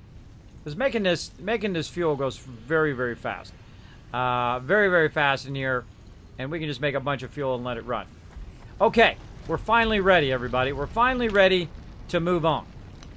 So let's go ahead and put some of this stuff that we might have grabbed that we don't need on us right now. All of this kind of random flowers, this stuff. We'll keep the fuel on us, the stack of fuel. Let's sort the rest of this. Looking good. Now what we need to do is we need to make some copper stuff, right? So to make some copper stuff here, we're going to need a miner. So we're going to go ahead and put that on our to-do list. We're going to need a smelter to smelt that down, as well as a constructor to go ahead and make that into what we want it to be, in this case wire.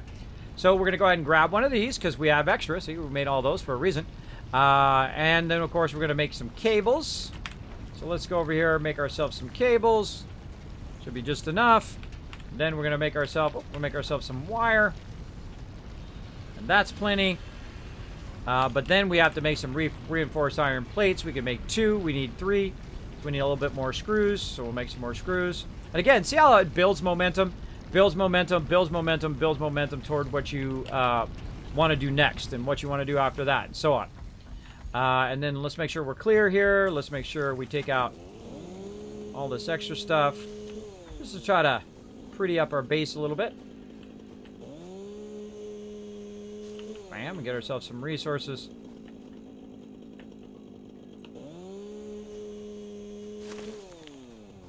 I love the fact that it takes out rocks. This is so funny to me. Bye-bye, rocks. So it's actually, you want to be very systematic when you're taking this out, so you get rid of the rocks too. More loot there. All right, very nice, very nice. All right, there we go. We've opened that up. We can see our base from here. I might even remove a little bit of this. And we're ready to move to our next stage, getting our copper production going. So I'm going to go ahead and pick up this miner here. I'm going to pick this one up. We're probably going to run out of resources, or run out of ability to hold those resources, which you can see there. So we're just going to run over here real quick. Make ourselves a little storage. And store that all in there. And then take out just what we need, all right? So we'll take this out. We'll take a thing of bars. We'll take a thing of concrete. I find you want to keep like 100 stack, a full stack of each of these things, typically on you when you're running around. And then you're good. Iron plates. There we go. All right. Now we can go ahead and pick all this back up. Take all. Go ahead and pick up the miner. And now we're ready to go to work. So what we're going to do is we're going to go ahead and put this down. But we really want to put the miner down first. Right over here. And it's going to snap its way in there. We're going to try to turn it around. Line it up as best we can. Then go to the back of it.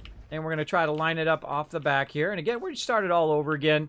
Because I love a new adventure. There's nothing more fun than a new adventure. I find... There we go. We're just going to try to line it up as best we can. You're like, Kismet, are you going to square it off versus all that stuff over there? Probably not. Probably not, because all of that stuff over there, I'm actually going to be taking up eventually. And you'll see why here in a moment. But now that we've got this in place, we're going to go ahead and just put some frames in. Or put some boxes in around. Try not to be in it when it shows up. Sometimes it'll be funky like that when I misclick. Stop that. Encroaching on... Oh, I'm encroaching on that clearance over there. There we go. And that's probably good enough to get her started. Put it down, and it'll snap in place. Trying to see, there it goes, doing that weird thing. Look away. Come back. Good. Good, good, good. Go ahead and make a foundation. Now look what's happening right here, right? See how it's running into the ground? That sucks, bro. That sucks, brah. Alright. I'm from California. I can speak like that. Alright, so the next thing we're going to need is the smelter. So we're going to go ahead and put the smelter in line. Hold down control. And I like to leave a little bit of gap so I can see. Looking good. Now we've got all of our stuff just sitting over here. Let's actually just grab it all. I think it'll be fine. And we'll go ahead and put that in there. Now, I'm just going to build it out right now to take a look at what I need. What we're working on right now is wire. And if you forget, you can just go in and look. It's going to come in at 15, go out at 45, right? Now, right now, wait a minute. It needs to come in at 15. And what is this going to be coming out as? Oh, that's going to be coming out at 30. So we're going to need to use the splitter thing again to make this work. And we're going to need enough power to make this run. So we're going to go ahead and take this one out. The reason why we're going to do that is basically to try to push it forward a little bit so we can use our splitter. Now, you can use your splitter, by the way, right off the end of this, which works pretty fantastically. Spin it around. You match up orange to green, which you can see we're kind of doing there. Hold down control and get it nice and matched up again. I like to be a little bit outset out of there.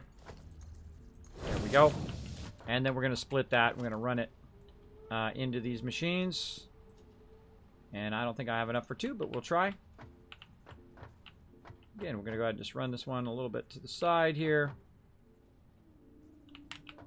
Actually, let's just split it down the middle.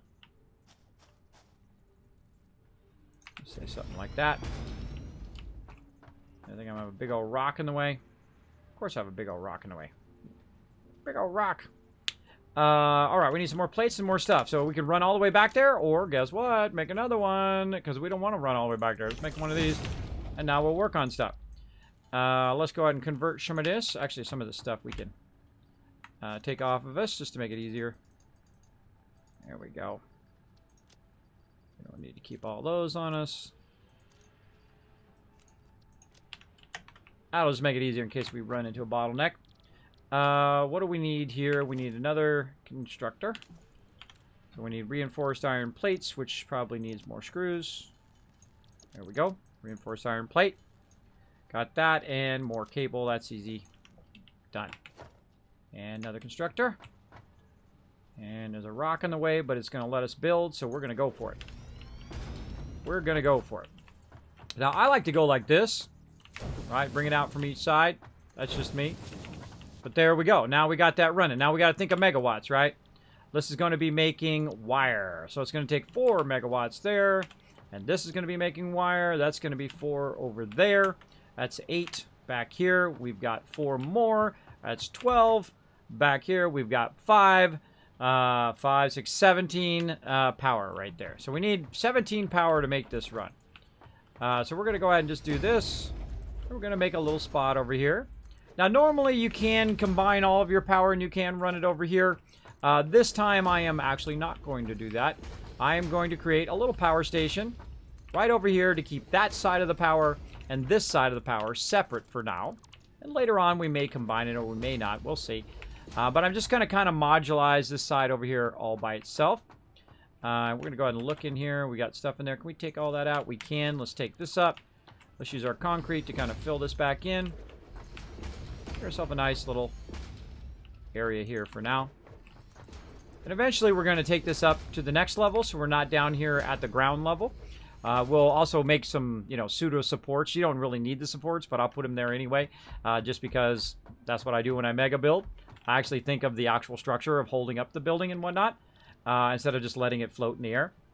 Alright, so we got that going. We need some power. So now we can go ahead and use our new power things that we've gotten right here, which is our biomass burner. And these are going to produce, each one, 20 megawatts, right? And we said we needed 19. So we've got all the materials we need. It says right over there on the side how many materials you need. I've got more than enough. Let's go ahead and build one. And this one is going to just run this over here and do nothing else, which is great. Actually, let's just put it off to the side just a little bit.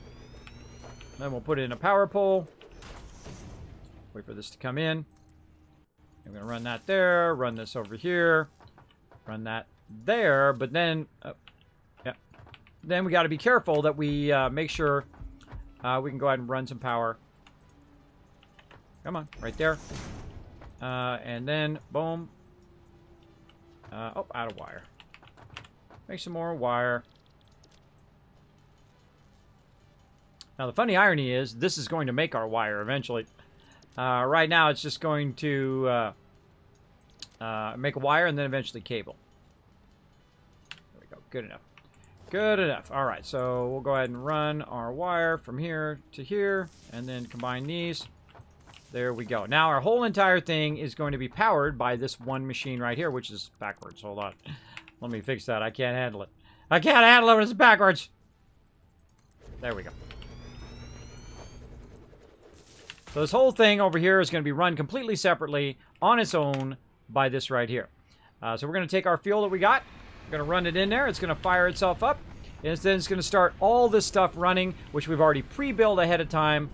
So we need to make sure. Coming out at copper is coming out at 60, which is more faster than this thing can take it. It's coming in at 30. We'll fix that later. No big deal. We're going to run it for now.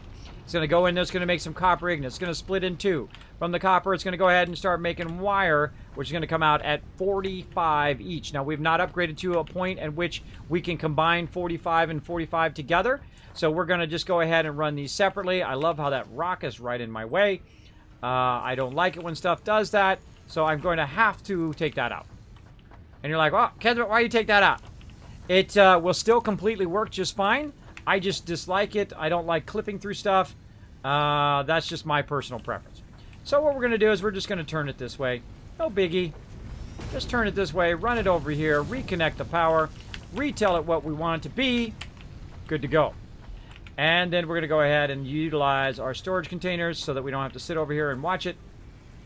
To run it right in there. And same thing over here. Now we can put foundations down and all of that. Get all this stuff away from my stuff. We can put foundations down and all that stuff for the storage container, but you know what? No biggie. No biggie. Let's just put it down right there. Run it in there. Worry about it later, right? We just want it to start producing. And that's what it's doing. Look at that wire going in there at 45 per. right? Because you want to split these because you don't have a conveyor belt fast enough to combine them and then run them into a single one. So I'm going to run them in 2 separate ones, and they will come out of there like nobody's business, and you will have so much of this wire. You will have more wire than you know what to do with in your life. I'm telling you, you're going to have a massive amount. Now, speaking of having more wire than we know what to do with, right over here we're producing 60 because this is a normal node, not a impure node. It's a normal node. That means it starts at twice the value, and then of course a pure node is twice that value. So right now we're starting with 60, and we don't even have it amped up yet. We're going to really crank this up eventually. But right now it's coming out at 60, and it's being very inefficient. It's putting it in this thing at twice the speed that it needs to go in. So we say, wait a minute, wait a minute, wait a minute. Hold on. Hold your horsies. We want to go in and we want to split it, right? So then it's going to be 30 and 30, and we could just go ahead and do some other stuff with it. Again, we'll run it out just a little bit extra.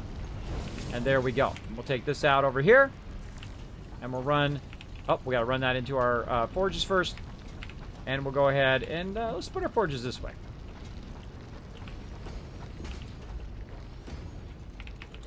All right. And then we're going to kind of move it back and move it around, do that kind of stuff with it. I could tear the whole thing out again, but I'm going to actually tear it out later on.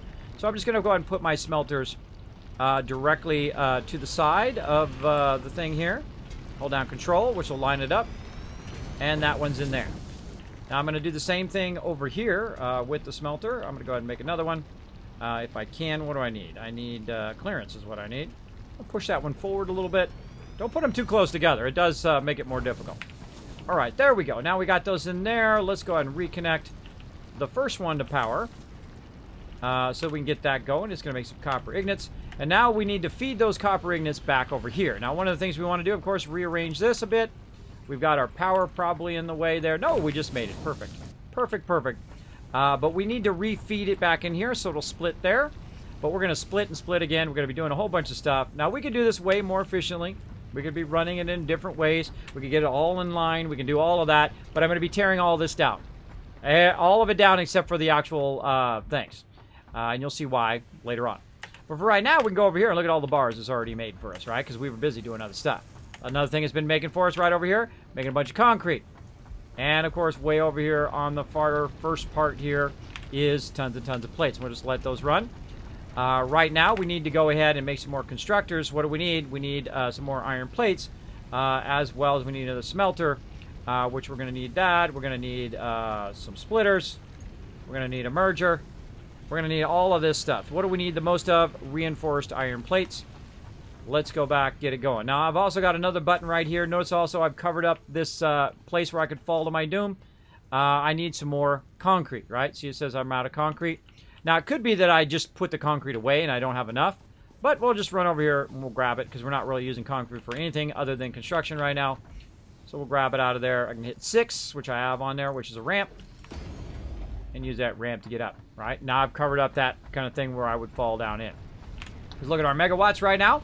Right now we're using 9 out of 20, so we have plenty. So hey, you know what? Let's do it. Let's go ahead and power up our other one here. Let's go ahead and make another power pole.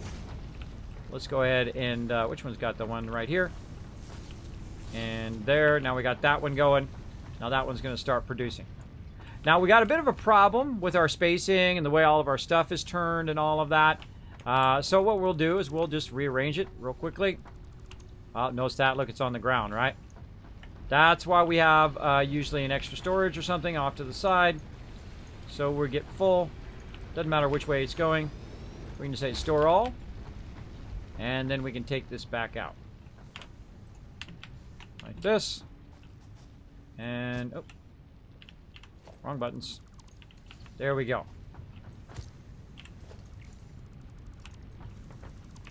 Take the power out. Take this out. Take this out. Like I said, I'm going to take it out. So it's more efficient. Now right now, this is actually going way out this way, which is really not the best way to send it, right? So we can take that out. Don't be afraid to redo everything. To just start again from scratch and say, you know what, that's not how I want it. Look at the big guy coming in. Look at the big guy coming in right across my base. Don't step on me, dude. All right, he's coming in to inspect what we're doing. He's inspector number 13. All right, so we got the splitter going. So now, probably better when we want to run it kind of in tandem to make it a bit easier for us, right? So what the thing you want to do, and this is the reason why I did this, is so that we could work backwards. I find that no matter what you do in life, no matter what job you have, if you start with the end and work your way backwards, it's going to help you a lot more. So we're going to go ahead and start by making 2 of these, right? This way we can make 2 rounds of wire, because we have 60 right now we can do. Right, so 2 of those. So we need some more reinforced plates. So let's go ahead and put our construction bench over here now. And we'll make some more reinforced iron plates, which we always have constantly need more screws. And we are going to need... How many of these? I forgot. Make 2 more. Let's clear all this stuff. We make 2 more of these. We need 6. So we need 1 more. Conveniently, that's exactly how many we can make. So I'm going to start sending it in this direction because this is a more efficient way to run it for now. And later on, we'll go in and we'll fool around with it. Turn it around the right way. And make another one there. All right, so we've got 4 in a row. So we know we need to take 30 and split it into 15-15. But back here, we need to also split it, which we've already done, back here in the conveyor splitter. So now we're going to work back from this. We need forges in front of this. So we're going to go ahead and just put a splitter right here that says, okay, it's going to come in from this side and split and go into each of these right over here, right there. So again, we're working our way backwards, right? And then we'll go ahead and put that in there. Oh, it's going to let us, what the heck? Oh, hold on. I believe I did that right. Let's try it again. That was right. Got this backwards. That's what I got backwards. There's something backwards in there. You know if it's not working, it's something that you most likely did. That you put it backwards or whatever it was. I had the output on this side instead of the input. Dead giveaway right there. When you try to put it in there, see? And you see it's green. Green is the output. Orange is the input. You need to switch it around. No biggie. Alright, looking good. This one I did right. And that one, conveyor belt, invalid shape. So it's not really allowing me to do that. Best thing to do, take this out. Back it up a little bit. Again, we could fix this so it was on the same plane and all that stuff. But we can also turn it sideways like this. Actually, let's just line it up to this one. There we go. We'll go and take this, run it up there. That there. Go ahead. Oh, we had more plates. Let's go get our plates. Over here. More bars while we're at it.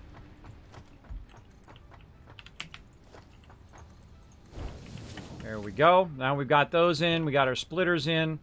Now we want to run our 2 lines over here, right? Now we can run it out of here into there, but our thing's in the way, so I'll take that out. Run that into there. Run this. Try to get in there, but it doesn't go in there because I moved the entrance over here. I love that part when it does that, by the way. It's so cool every time. So again, this is a normal node. That's why we can do this at the very beginning of the game. Very cool. My pleasure, Kismet. I love hanging out in your streams when I get a thing. Cool. Wow, went away for 90 seconds, came back, and you already got a small city going. Well done, Kiz. Thank you, Mortal Wombat. Yeah, I have lots of fun playing this game. So after hearing your story, I take it you could have made your emotes yourself. Maybe you did. I do a lot of the graphics myself, like you see dancing dragons. Or maybe you're hallucinating. You see dancing dragons like that? That was me. You see overlays, you see graphics and stuff like that. If I suddenly magically like go invisible,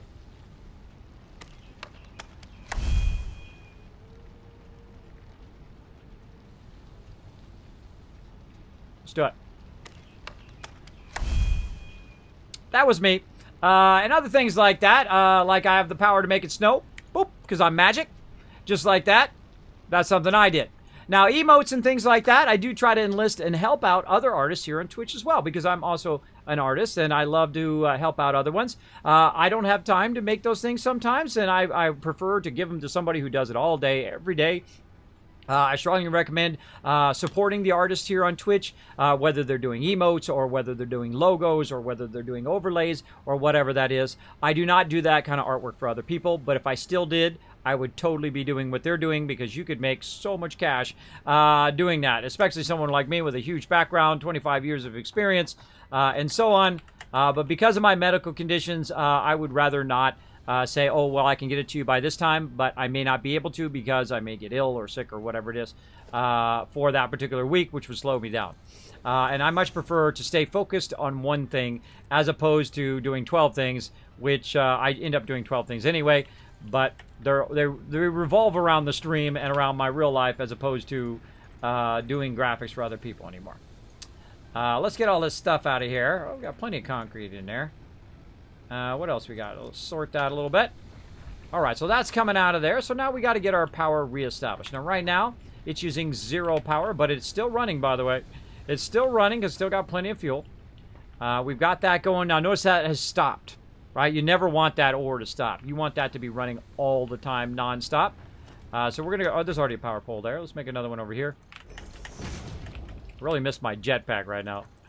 Get the jetpack later. Let's tie those in. Let's go ahead and tie these across to here, and then we'll tie these in. And then we'll tie this across over to there. And now everything should have power, but we definitely don't have enough power to keep everything running. Let's see. Let's see. Well, nothing's running right now. Let's see. Let's actually turn it on. Let's make some wire. And now it's going to start using it. So it won't use power until you actually tell it what you want it to do. That one's on wire. This one's on wire. And there we go. So everything's running, but look, it says yellow, yellow, yellow. What's the problem? What's the problem? What did we forget? We forgot to do the things before this, which is the forges. Now we're gonna see if you guys saw. I'm sure some of you like Kismet. I saw what you did.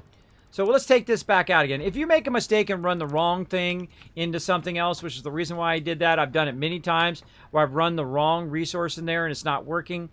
This is copper ignites to go into here, not raw ore. What we need before that is we need our 2 forges in front of there feeding those copper ignites in there. So again, we're going to be working backwards instead of forward, where we put in our smelter here. And we're going to run that right here in front of our splitter.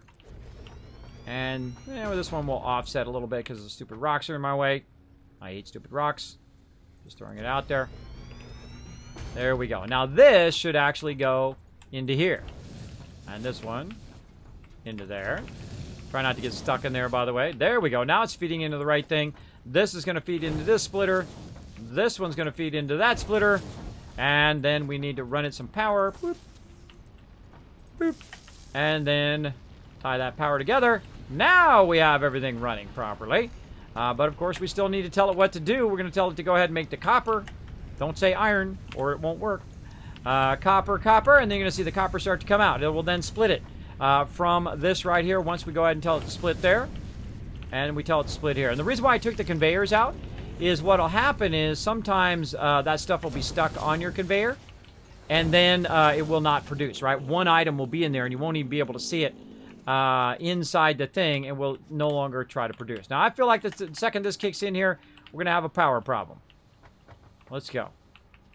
Oh, and there it went. Power problem, right? Oop, we peaked past our power that we can use, right? We just don't have enough power to make it happen. So let's go ahead and split this biofuel again. And now we're going to go ahead. Let's see how much room we got in there. Take all this out. Nope. Let's go ahead and make another one temporarily off to the side here. Build another storage container. And what I do is I have a tendency to just move stuff around like this, right? And I take this out. And I keep moving stuff as I need to, and I make storages and construction as I go along. So we're going to need another power. We're going to need another biomass here.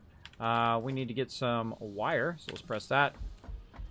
Let's get some wire out of here. Wow, I have just enough of each of those things. Except for the wire. Which is funny, because that's what we're trying to make. We're trying to make more wire. I feel like turning this one in the same way. Alright. There we go. Now again, we need to tie all this power together, so I think the smartest thing to do is take this line out. Put a power pole over here. We get our stuff out of here. There we go. Put a power pole right there. Run this one to this power pole. Run this one to that power pole. Oh, if we had enough cable.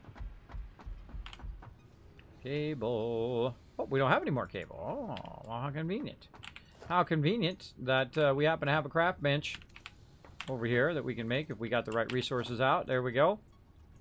How convenient. Then we can make more cable. Beep, beep, beep, beep, beep, beep. Easy. Now, again, I'm going to go a bit faster since I've already done a playthrough on this, and you guys have seen me do it before. If you haven't seen me do it before, well, you're seeing me do it now. There we go. All right, so we got that in there. Now we're looking good. It doesn't have enough fuel in there right now. We need to make sure we have fuel in both of them, so we'll take our fuel back out again. Then I should have kept on me. There we go. We'll split that in half for now. And more biofuel in each of these. Like this. Boom. We'll watch our power spiking. There we go. And now this is going to make an insane amount of this wire. I mean, an incredible amount. Right? You got to think these are each coming out at 45 each. Right? So all of these are going to be making just a crazy ton of wire. Like I said, you're going to be overwhelmed with this amount of wire early on because you're not really using it for anything else. So what I'm going to do is just kind of line this up. Actually, offset it just a little bit like this. And we're just going to go ahead and line that one up. And line that one up. Bend this a little bit. And this one's going to be kind of down because it's up on the higher level there. So we're going to move that forward a little bit. Make sure that it can make it way down. And then we'll just convert all of these in here. And we won't have to make our own wire for a really long time because it is just going to make a crazy amount of wire. You're like, wait a minute, Kismet. Now you know why I leave the gap. Look, it's not doing anything. Why is it not doing anything? Because we didn't tell it to do anything. See, that's why I leave that gap there, so I can see that it actually does produce like it says it's going to produce. I strongly like the gaps. Makes it much easier. All right. Now this is running at 100% efficiency. There's nothing else I need to do. Set it and forget it. Walk away. We good. We good. Take all our resources back and run it back to our main base over here.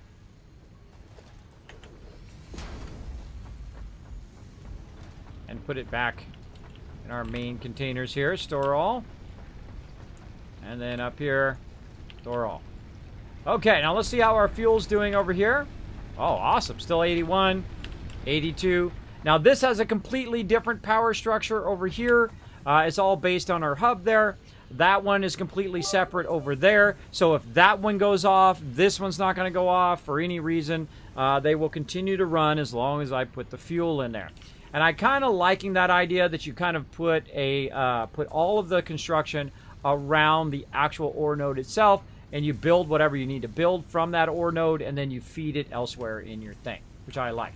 Thank you for the biddies, X-Chen. Appreciate it. Yeah, I've got a little city going, but this is nothing. I will build at 1,000 times the size I built last time. I should probably take a little bit of a break, though, because I have been doing this for 3 hours. What I do is I just get up, I walk around, take a little stretch. I suggest you go get a sandwich or a snack, leave the stream up, and I'll be back here in just a couple minutes. I'm going to actually use that stealth boy, and I'll be right back.